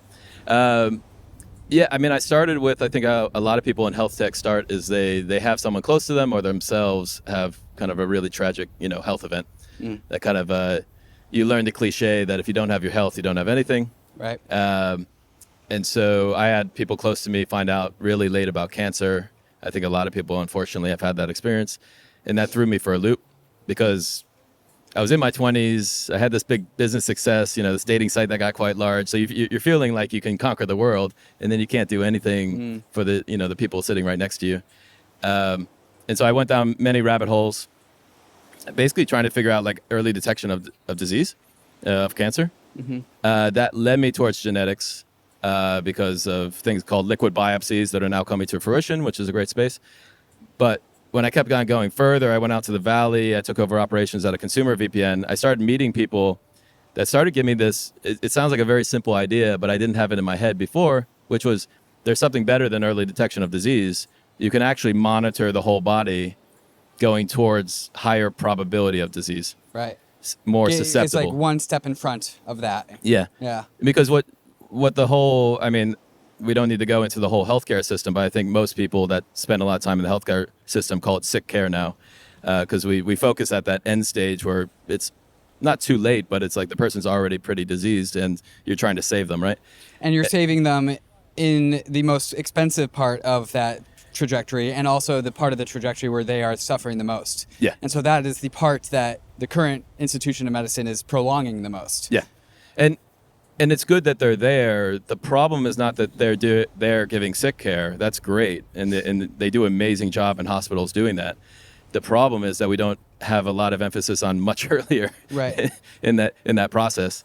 And so a lot of people have, well, almost everybody has the intent to stay healthy or to be healthier. Mm-hmm. But there's just very few tools out there that can actually lead them in the right direction. And so eventually, once I had that idea in my head, I don't get excited about stuff until I can really understand like how the whole operation works. And then I got excited. And so that's why we created Humanity. And Humanity basically allows you to monitor your rate of aging, mm-hmm. which is basically your probability of disease. Is it going up or down? And then basically guides you towards slowing it down. Sure. So across our user base, we're looking at all the users, what they're doing. Then we're finding users like you. So, your kind of biological sex, your age, different attributes of you, and seeing what group of actions is seeming to positively affect this endpoint. And that endpoint is this prediction of future health. And so what group of actions is actually making that prediction that you're going to be healthier in the future? Oh, those are good actions for that type of person. Let's tell everybody that that's the type of person, hey, you should do this, and then see if it works. Right? Yeah, there's a lot of magic behind the scenes at the app that I definitely want to dive into, and we'll see if we can get some visuals up on the screen as well. Mm-hmm. But first, I still want to zoom out and just can you give us like a high level just mission statement for mm-hmm. you and Humanity, and also tell us just a little bit more about the is-ought gap between the current institution of health and mm-hmm. where you think it would be more optimum if the institution of health progressed towards. Yep. Sometimes I'm going to stop you and ask for definitions of some of these things. Sure. The is-ought is a... Is-ought gap, yeah. So the is-ought gap is like currently... Haves and have-nots, or...? Currently the world of medicine is one way. Okay. And I think you, as a result of you... Gotcha. It ought to be some other way. Cool. So where is it and what ought that. it be? And then your own personal mission statement with what you're building here at Humanity. Cool. So we try to boil down our mission to real simplicity. We want to give 1 billion years of health back to humans by 2030. Mm-hmm. That's funny. So at Bankless, sorry, just a slide cut. We talk about we want to help 1 billion people go bankless. That's been our line. Billion is a nice round number. It's the largest number that humans can still reason about. Yeah, exactly. But so the consumer VPN that I was running, we got to 900 million users. So like the beauty of the internet is that you can actually affect mm-hmm. that many people, right?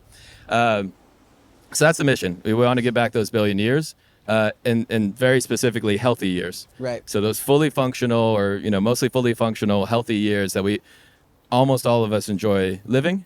And so that's the mission. And kind of what we have right now, I would say the biggest thing, if I was to cut straight to the chase, we don't measure our health. Right. So those that are real seekers and kind of out there, like early adopters trying to, biohack and all that kind of stuff, very few of them even measure their health. Mm-hmm. They're content consumers, and there's a lot of great content out there, and you're trying different things, but you're not monitoring yourself over time to see if the group of things that you're doing is actually moving you towards what most of us are going for, which is we want to be healthier for longer, mm-hmm. right?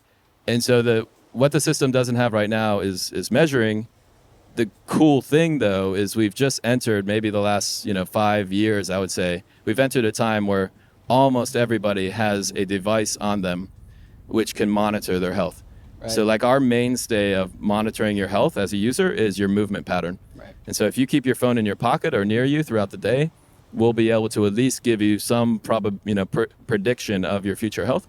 If you have a wearable, right. We can feed in the heart rate. Right, there's so many out there, and you're saying that even the very blunt tool of your phone in your pocket still can provide sufficient data. Yeah. But then, like we're many years into the Fitbit revolution. Mm-hmm. Now we've got the Apple Watches. Yeah. There's the Whoop band. There's mm-hmm. the Oura Ring. Yep. There's the Sleep 8 mattress that actually tracks you when you're sleeping. So there's even other non-wearable devices that are inputting data. Yep. And so I think this is the industry, the sector that humanity is really tapping into. There's all this data out there, and now we can start to apply it. Exactly. And apply it in, almost leave the kind of clinical trial system and these kind of like small research study things behind in a way, because the secondary problem, so that was the is odd. The secondary problem is that because I think in the past it was easier to have one common marketing message. So if you're a public health official, and it makes sense, like if you're a public health official, like you can't go out and say, hey, there's 20 instructions to follow. You just say, hey, sugar is bad. Right. And you just hope that, that message can, get as far as, it'll go, right? And the problem is each of us is different. And the combination of actions actually affects the outcome. And so to give you an example, so like if you're a certain type of person, which I am, lucky for me, don't be jealous, I can eat as much chocolate cake. It's not going to spike my sugar. I've experimented multiple times with continuous glucose monitors. It just won't do it. I'll have to try a couple more times to make sure that the results are sound. But the normal person would say, hey, that's unhealthy. You shouldn't be doing that, right? And so each of us needs to start measuring ourselves so that we can actually know, what's actually working and what's not. And so the getting away from, how do you get away from that real need, which was these simple messages, to actually applying a much more personalized thing? Unfortunately, I don't want to say everything's in your pocket, but like, again, we have this great delivery service that we unfortunately stare at a lot during the day. Right. And that thing can give you very personalized stuff. And we actually are unhappy when it, we talk about how personalized it is. These ads know too much about me. Right. That same thing, knowing everything about you, can give you specific health knowledge, right? So. Right. We can start to turn it around and start to use it for our benefit. And I think this Exactly. is where just perhaps the AI conversation starts, because the idea is when so many people have their phones, everyone has their phones, and even not as many people have phones as has wearables, but a large number of people have wearables. Yeah. We have a ton and in their of data. closet too, and now they're taking them out to use with the app. Right. Yeah. So like I've had an Apple Watch and I've loosely worn it here and there, but since coming here to Zuzalu, doing the morning cold plunges, going on the runs, having this app to actually tell me what's going on with that data, all of a sudden my rigorousness about how frequently I'm wearing this wearable has like tripled. I'm gonna cut this part of it. I'm just gonna send that to Apple. Feature us more, please. Yeah, official iOS partnership app, right? We're selling watches. Okay, so we have all this data. We have way more data than I think we know what to do with, and maybe that's even like one of the big problem statements. We have more data than we actually can apply to actually know what to do with it when it comes to our health behavior. But I think this is where perhaps the AI conversation starts and just the big data conversation starts. So can you walk us down that rabbit hole? Yeah, and I think what you're touching on is also I think we've had a few years. I think all this stuff just puts it in the mainstream. So I don't think any of this was like a wrong direction. But we had a few years of like, hey, we have a bunch of data on you, and here's some cool graphs. Right. And and I think people started to get a little bit of like, okay, well, that was cool, but Graph it didn't really help fatigue, me. Yeah. And they're like, okay, you can only look at your HRVs for so long, and then you're just like, I get it. That's your heart rate variability, by the way. And so I think, sorry, what was the question? I went off. So now that we have other tools, not just wearables, not just data, but we have AI and lots of data, what can we do with this? Yeah, so I think that's where the cool thing that happens is when you have enough of this data, no matter if data is noisy, no matter if data is interspersed and you're not getting it every day, the great thing about AI is it actually can just it looks at all that data and it can find all the relationships. I mean, deep learning is about finding the kind of relationships and associations between multivariate systems, and just taking that as knowledge. And then in many cases, it's applied in different ways. You can fold all the proteins in the world, or you can it's that deep knowledge, that deep learning that gets that knowledge of how these variables are associated. And so that's kind of the byproduct of deep learning, but is actually the beautiful thing that now we're applying to health, which is you can take that knowledge and actually then feed it, that you can create an algorithm off of that and then feed it back to the user so they can feed in their data and it will actually give them guidance. The other thing, I don't know if we want to get too deep into it, but we can go off in a tangent. I think what we're working on also at Humanity and kind of plays into the public good that's happening behind us, a lot of great talks, is we want to find a way, and there is a way, we want to actually build out a proof of concept of that you can keep the data private, stays in the same place. The owner of the data is the user. When they want to delete it off of that place that they put it, they have full reign to do that. But you're also able to work. The route we're going is creating synthetic data. So we're basically, deep learning learns all the relationships, and then you create fake users that have all those relationships. You can open up that data to then train models on. And everybody can do that. We have 150,000 users, but there's health tech companies that have 100 million users, right? And there's the NHS in the UK and Montenegro health system. They can keep their user and patient data completely private, not anonymize it and send it off somewhere. Keep it where it is, completely private, but still train models on it and allow researchers to do that, allow anybody to do it. I think that's, now that we have blood in the water with AI, with ChatGPT just made it completely mainstream, right? Right. Yeah. Now people are like, what else can we do with data? So I think now is the time really that we need to push to open up this data, but not the real user data, but actually just the learnings from it. So right. And I really want to drill down on kind of the problem of all this data that we have. For anyone with a wearable or an Apple, I'm sure Android has this too, but if you open up your health app, you can just like scroll and scroll and scroll through all the things that it's measuring, right? It's sorry, Apple Health app. they're taking some credit back. So like it measures things like your gait imbalance, right? Which leg that you put more weight on while you walk. Yeah. It measures your heart rate variability, which is very useful. It measures how many steps you take. Like it measures everything that it can get its hands on. And what the cool thing about the Humanity app is that it actually just boils that down into just like, are you living longer or are you living shorter? Yep. And that's really the power of applying AI here. It's just consolidate all that data down to one output. Yes. But hopefully, can you like just illustrate the magnitude of the data problem and how AI fixes that? Yeah. And I don't want to be overly positive, but there is the other side of the coin, which is basically these platforms, these hardware companies, or if they consider themselves hardware companies, their sensors are getting more and more prevalent, more and more people have them, and they're getting better and better, and they're monitoring more and more stuff. The secondary that you touched on is they're also, and I think this is a place for them to play as well, they're also creating processed values like, gait instability. Whereas I might not have a person on my team that necessarily is going to be an expert in that. Right. But they create this process, this feature that they take out of that data that then we could use. Like, I mean, if you're a sports app, you get gait instability. You're like, okay, you're injured. Here's, go out in this on this route, right? Right. And I think that's so there's an ecosystem where there's easier and easier ways and cheaper ways for people to get this data on themselves. Then there's an ecosystem that can live within the same player where it's like, how can we process this so you're not just sending, raw accelerometer and gyroscope data, and then you got to just learn how to deal with it. Right. Because it just makes it easier for people like us, like humanity, to then take that, and then we're like, hey, well, actually, now that it's processed, it's a few kilobytes, and we now can do this very cool thing with it. So.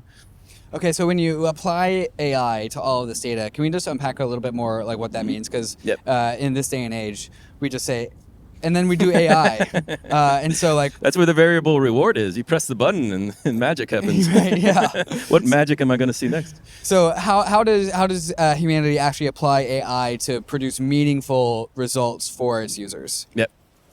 And so we're doing something. I wouldn't say simple, but it's it's kind of like really good machine learning on it, which is basically saying so we see all these actions that people are taking, and so we take all these values from your wearables, from your phone. We take values from your input. You can say what your mood is. If you're not monitoring your sleep, you can put in your sleep. So we take some manual input, and so then we just take these all as these are actions. We're not making any judgment on them whatsoever. So a person did these actions, and then we have this prediction that happens every single day using your movement pattern and your heart rate pattern if you have it. And we're just saying, okay, this prediction, is it predicting that you're going to be healthier in the future slightly or less healthy in the future slightly? So that's the end point. So you can think of it in traffic navigation. The end point they're trying to look at is time to destination. Right. So they're saying this path takes 5 minutes, that path takes 7. So we're basically saying, okay, is the prediction of your future health better or worse? And then if it was better, you almost just like label back into that group of actions and say, this seems to be a generally net positive group of actions for this type of person. Right. So that's where the stratification is the most important.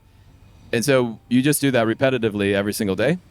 And you can take time periods, you can start to understand if there's a lag between an intervention. So maybe if you do a cold plunge, we'll see your prediction of health better in 3 days and not immediately. Right. So you start to learn all this from the data, but in the end, it really is exactly like traffic navigation. You're not trying to do a study on side streets versus highways. You're Right. basically like, hey, these cars were heading on all these different paths, and all these edges put together made a better endpoint, got you there in 5 minutes instead of 7. So, Okay, so let's talk about some of the healthy behaviors that do actually move the needle. So we have all of this data, but most of the data is probably trash.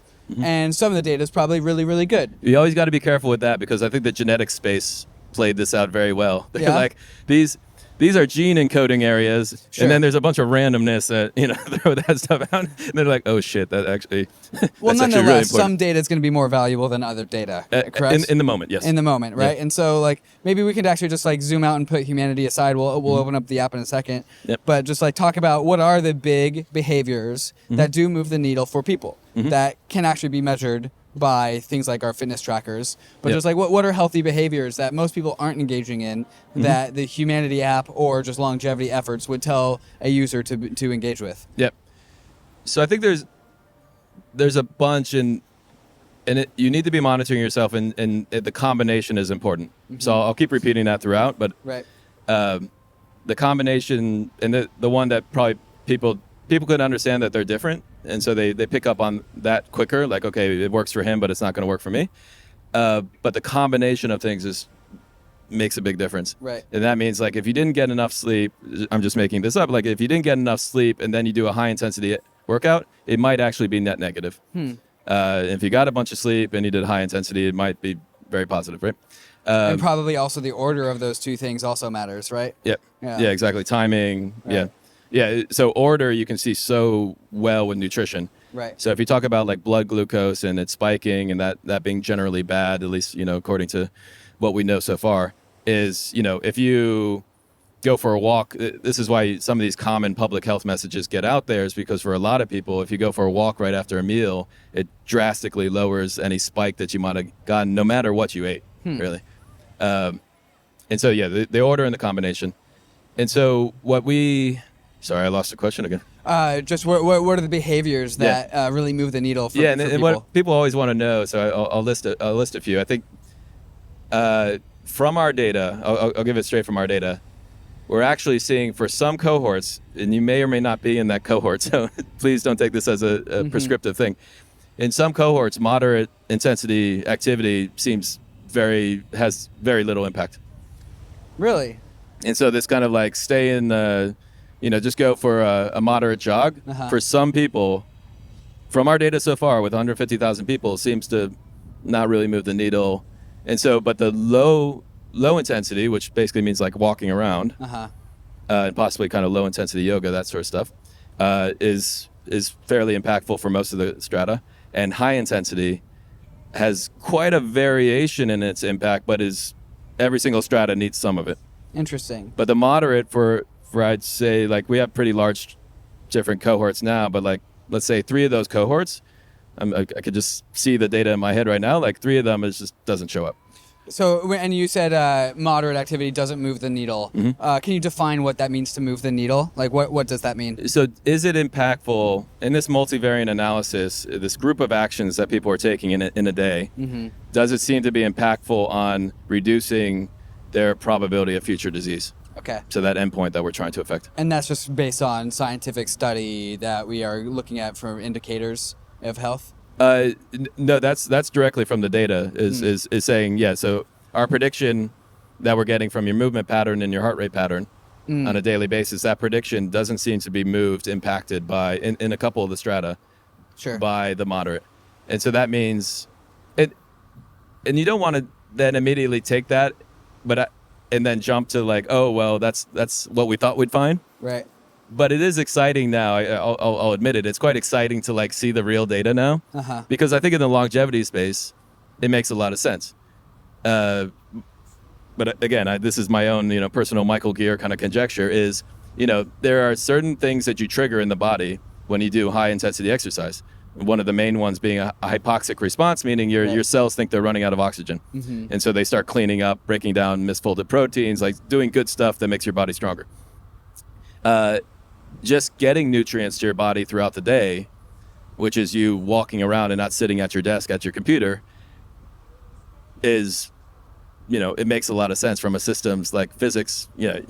You're going to more consistently deliver more nutrients to all your cells throughout the day if you're moving and your heart's pumping it just slightly higher and getting the blood around, right? And so that makes sense. Moderate, you can't necessarily find a lot of kind of in the very high level longevity kind of framework be like, it doesn't really do much more than the low intensity, because yes, you're moving blood around, but you probably were moving blood around fine walking around.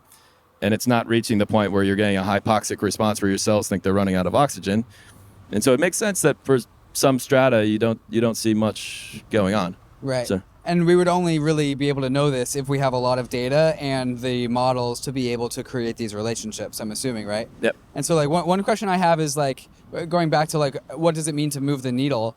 There's one perhaps way of making a health app, which is going through all of the literature and all of the studies and all of the doctors that say, hey, this is good. It's kind of the way that most health apps are made, actually. Right. And then there's another way of doing this, which is just giving models, AI models, a bunch of data, and then also cross-referencing that with how healthy these people are, how long they live, and actually have the AI models determine what is good. Exactly. And then that sounds like kind of more of the approach of the Humanity app, where you don't want to actually have like inputs as to what is good or what is bad. Yep. You just want to input a bunch of data and have all of that data create relationships with itself, and then have the AI models say like, oh, well, this person's doing all these things and they are living longer and being more healthy, but not actually telling the models what health is, allowing the models to determine what health is. Yep. How does a model determine what health is? So, and then I can go back and give you kind of hopefully it'll be interesting, kind of the inside story of kind of the daily struggle of running a company like Humanity. So the base truth, and a lot of people are starting to base models on this, and for different things like drug discovery and things like that. And I'm a believer. Like there's some great people like Kristen Fortney that runs BioAge that kind of turned me onto this idea. But you basically go to biobanks, and biobanks they're run by governments, they're run by different institutions around the world. Different countries have them, and biobanks are basically you follow the same people, the same humans, for decades. And so this idea of like, how do we actually know what's going to happen in the future is solved by these biobanks, where you have a bunch of measurements on these same people in the past. So the UK Biobank, which we're built most of our stuff on at the moment, has about 18 years of about 500,000 people, where they took a bunch of measurements on those people in the past, 18 years ago, and throughout that time. And then you have the actual what happened to them health-wise, their health records for the next 18 years. So this person, you know what they look like 18 years ago, and you know that they got cancer, 5 years into that. So, 13 years ago, right? And so that's where you can, to predict the future, you only need association. You only need correlation. Right. I think we're all fed that meme so many times we don't know the difference. Correlation is not causation. Yeah. Correlation is not causation, but correlation is good enough to predict the future. Right. Correlation is correlation. Yeah. And if the same things happen at the same time repeatedly, that's good enough to predict the future. Yeah. Right. And so that's what all these models are built on, and to kind of just maybe emphasize it a bit more, to really put it in people's heads, is anything you measure on the system, in this case the human body, years ago, becomes a predictor of the future. Right. Of varying strengths. Some will be stronger predictors, like meaning they'll be more weighted into your prediction, and some will be less. But everything, their zip code where they live, their movement pattern. So in the UK Biobank, they hooked on accelerometers to these people. Very, very good foresight, by the way. 18 years ago, about 100,000 of them, and heart rate monitors. And so that's what our digital is built on, because we know the pattern of movement second by second, pattern of heart rate second by second for people, and then we know what happened to them in the future, so we can make a prediction. Right. And so that's basically what all these predictions are built on. So one thing that I'm kind of just excited to watch is that we're, I would assume the amount of data that we are collecting from our wearables and also the strength and precision of our algorithms both are up only, and probably in an accelerating fashion. Yeah. And so, and also when there's two things that are accelerating upwards, the what you can get out of that, the combinatorial is it's to the power of 2, right? Is the output of this. And so like what I'm excited about is to watch this humanity app develop in strength and power and significance over time. And so like, can you just paint a picture of what you want humanity and what you want this part of the health industry to be like in 5, 10, 15 years as AI gets better, as data gets better? What can we do with this? What's the bull case? Yep. I think what we want to be is, and relate this to a theory, we want to be a beacon to actually show at scale that you can basically take this data and then figure out exactly, how to guide the person with it. And so we want to show that both it is worthwhile for us to do the little bit of work it takes to basically keep the data private, but start training models on it, because hey, all these humanity users are getting younger. Their probability of future disease is dropping, right? Humanity's told me that I started at the app at 30.3 and I'm now at 29.7. Cold plunge. Cold plunge. Shout out Cold plunge. Yeah, so I think that's one thing. And then on the side, and especially now that I've been in, at Zuzalu, it's been quite, it's motivated me even more to push, because I think, like I said, blood's in the water with the AI. Like, people now know, like, they feel it, they taste the possibilities, right? And I think up into the echelons of government, people now understand it too, at least, like, hey, there's potential here, right? Right. And so what we want to do is be basically a beacon to show, hey, you want to start training models. Hey, first of all, you have a bunch of data.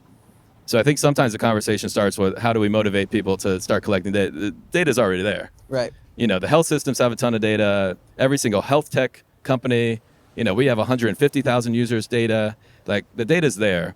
How do we unleash that data? Keep privacy of that data. Stop anonymizing it, and it actually loses people privacy. Keep it private, but start training models on it. Synthetic data is our path.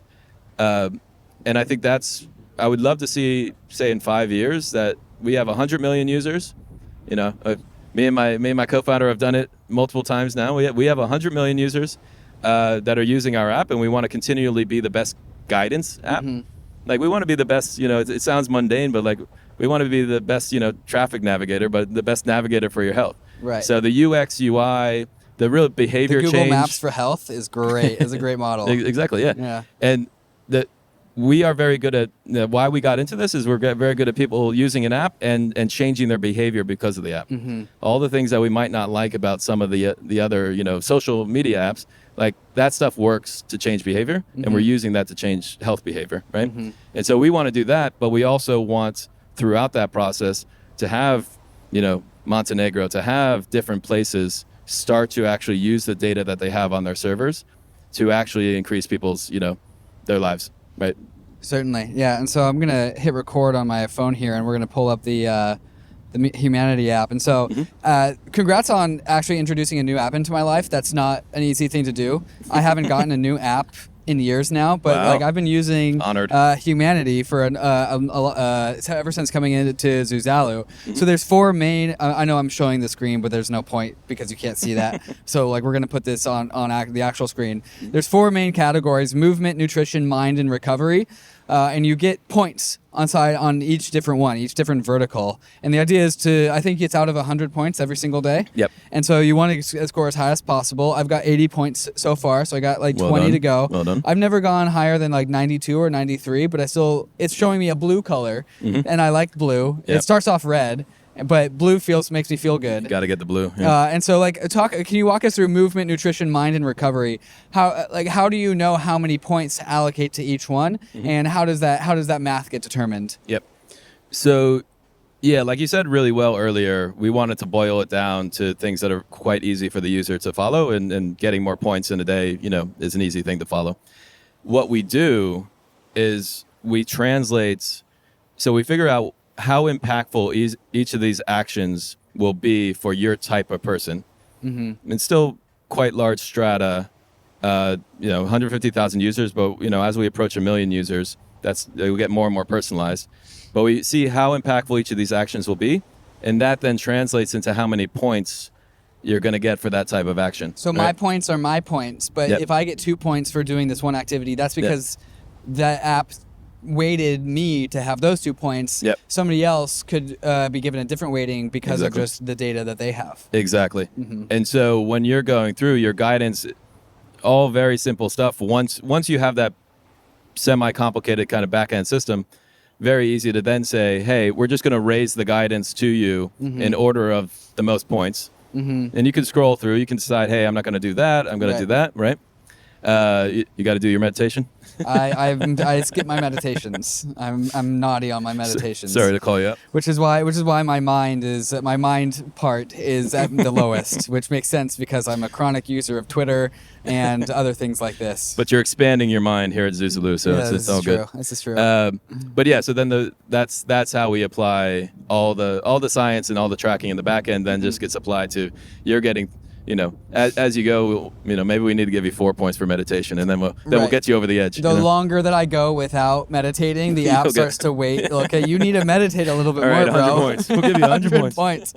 So, okay, nutrition, movement, mind, recovery. I would assume, as more data is available, more pillars could come online based off of what the models and the data suggests. Yeah, it's quite simple right now. The cool thing is you also get a bit of a kind of a crowdsourcing thing that will be going on. Sure. Will more and more allow people to actually enter in things that they're trying or doing.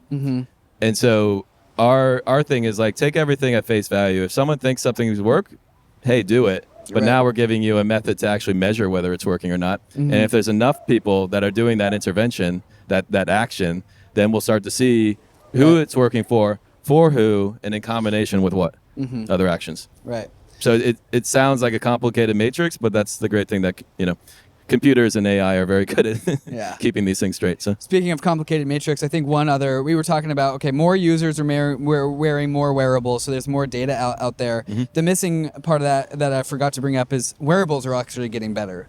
And so not only are we getting more data, but our wearables are actually getting more precise about things. So is the bull case for this is almost any variable about the human body, our glucose in our blood, our insulin levels, et cetera, is actually going to become more and more measurable. And that just all gets fed into this app that you're building. Yeah, and it's happening very quickly. And like you're saying, that then you get an exponential effect of the thing that we're missing right now, other than humanity doing it, is we're just not using the data. But yeah, once more people are using that data like we are, I think, then the acceleration comes from better measurements, measuring different things, and everything is an indirect measurement. I think people forget that. Everything is an indirect measurement. You're not necessarily measuring the molecule happening in the cell. But the great thing is all of those things, when you have enough of that data, you can understand what that indirect measurement means. Right. You triangulate, I think is what we were saying. You triangulate a couple of these things together, just like heart rate and movement pattern, and you're vastly ahead of where you were with just one of them. So yeah, and maybe we can take this back to the beginning, which is this is a perspective, at a vantage point that the traditional healthcare system has not been able to have or be able to operate with. And so with all of this data and with this data being made available to everyone, what is your hopeful case for the healthcare industry as it is able to change and adapt to this new paradigm? Yeah, that's a great question. Well, one hope is I hope they see us much later in life. Sorry, guys, you're not going to see me for a few decades. That's one hope. I think the other thing is, we started to see this a bit in COVID, and honestly, it took us about 6 months into COVID to start or at least, people talking about it, was, hey, we have all these different treatments. So once people are already in a bad way, they need to go into the hospital. We have all these different treatments, and all different hospitals are we're desperately trying to try different things because we wanted to save these people. It's do ventilators help? Do ventilators not help? Right. Who do ventilators help and who do they not help? We were trying to get this matrix, and it started to get organized a little bit, but I think it showed a promise for the future is you should walk into that hospital visit on that unfortunate day that you need it, and they should have it pretty personalized to know, hey, we've read all these things off of, David's body or Mike's body, and we now can have basically a diagnosis. But much more importantly, we know we want to get David's body back to this stabilized and healthy point, and we know the route that we've done that on for other people like David. Right. And so you're less trying to categorize things. You're just letting the AI say, we have seen this before, and we know how to get this person back to that. We know the path, right? Right. Where the current practice of medicine is probably just so blunt, as in just like it produces best practices for standard of care comes from a very sometimes not varied enough population of patients, and sometimes too varied in the sense that the standard of care is like the least harm that we can do to the general population. Right. Unfortunately, you're not the general population. Right, yeah. When you walk into a hospital, you are treated as if you are general population, which you both are and you are not. Yeah. Right? And with this noob world, you can come in, maybe they scan your wearable, download all of your data and be like, here's what this person is. Here's how they're different from the general population. Here's a much more surgical intervention that we can apply that's appropriate for this person based off of that data, rather than having to like go to a textbook that did some study about some people that aggregated some data and made some blanket statement about all of these people the only reason why we operate on that with that study is that because we proved that it didn't harm any people and it provided some marginal benefit. That's our current way. Yeah. And the new way is just something far more precise. Yep. Yeah, and I will say this. I think we're seeing kind of an analogy with like large language models. Just a shout out to the AI watchers. I think there's been a lot of talk like, well, we need to compute like the world's data and spend $100 million to create a good LLM. But even just months later, we're seeing people do it with like much less compute, like sampling data, like all the stuff that like saves money and time, and pretty decent results from it, right? Those LLMs, those smaller LLMs are actually like performing pretty well. And so I think I don't want people to come away being like, if only every single human on earth was measured with a ton of stuff and we feed that into the system. I think a lot of benefit comes from just a few extra things that we're measuring and just acting on them with an algorithm of saying, hey, we did this to this type of person and this happened. It's really the biggest thing that we don't do now is we don't take that result of that thing and then feed it back and train the algorithm more. Like we don't, we come up with a standard of care that comes from maybe some study that they did at a couple hospitals, and then we basically stop feeding data into the system for the next 10 years. Right. That standard of care just like statically lives, right? And the biggest thing is we need to keep feeding the results in and be like, hey, actually seems you can both personalize it more because you do that. Because why did it work for that person and it didn't work for that person? You get so many of those cases that your algorithm gets smarter. It's like, oh, actually for this person, we always do this type of person, we always do this thing. Right. And so I think I want people to understand that just using the data that we almost already have, we can do much better very quickly. So. Michael, thank you so much for guiding us down this conversation. Thank you, David. If people are interested in trying out the Humanity app, where can they go? Yeah, so if you have an iPhone, you can use it right now. So just go to the App Store, put in like Humanity Health, and check it out. And we love feedback. We're constantly learning and growing. And the more data we have, the better it is for every single user. And then Android is coming soon. Okay. I'm an Android user. So I feel the pain of the Android users. But yeah, we want to be very inclusive. So the Android's coming soon. And then I think if anybody out there is interested in, opening up health data, synthetic data, kind of looking at things like that, where you're preserving the privacy of data, but then allowing models to be built on it, federated learning, I'm open to all conversations. So would love to talk about that too. Awesome. Michael, thank you so much. Thank you, David. Cheers.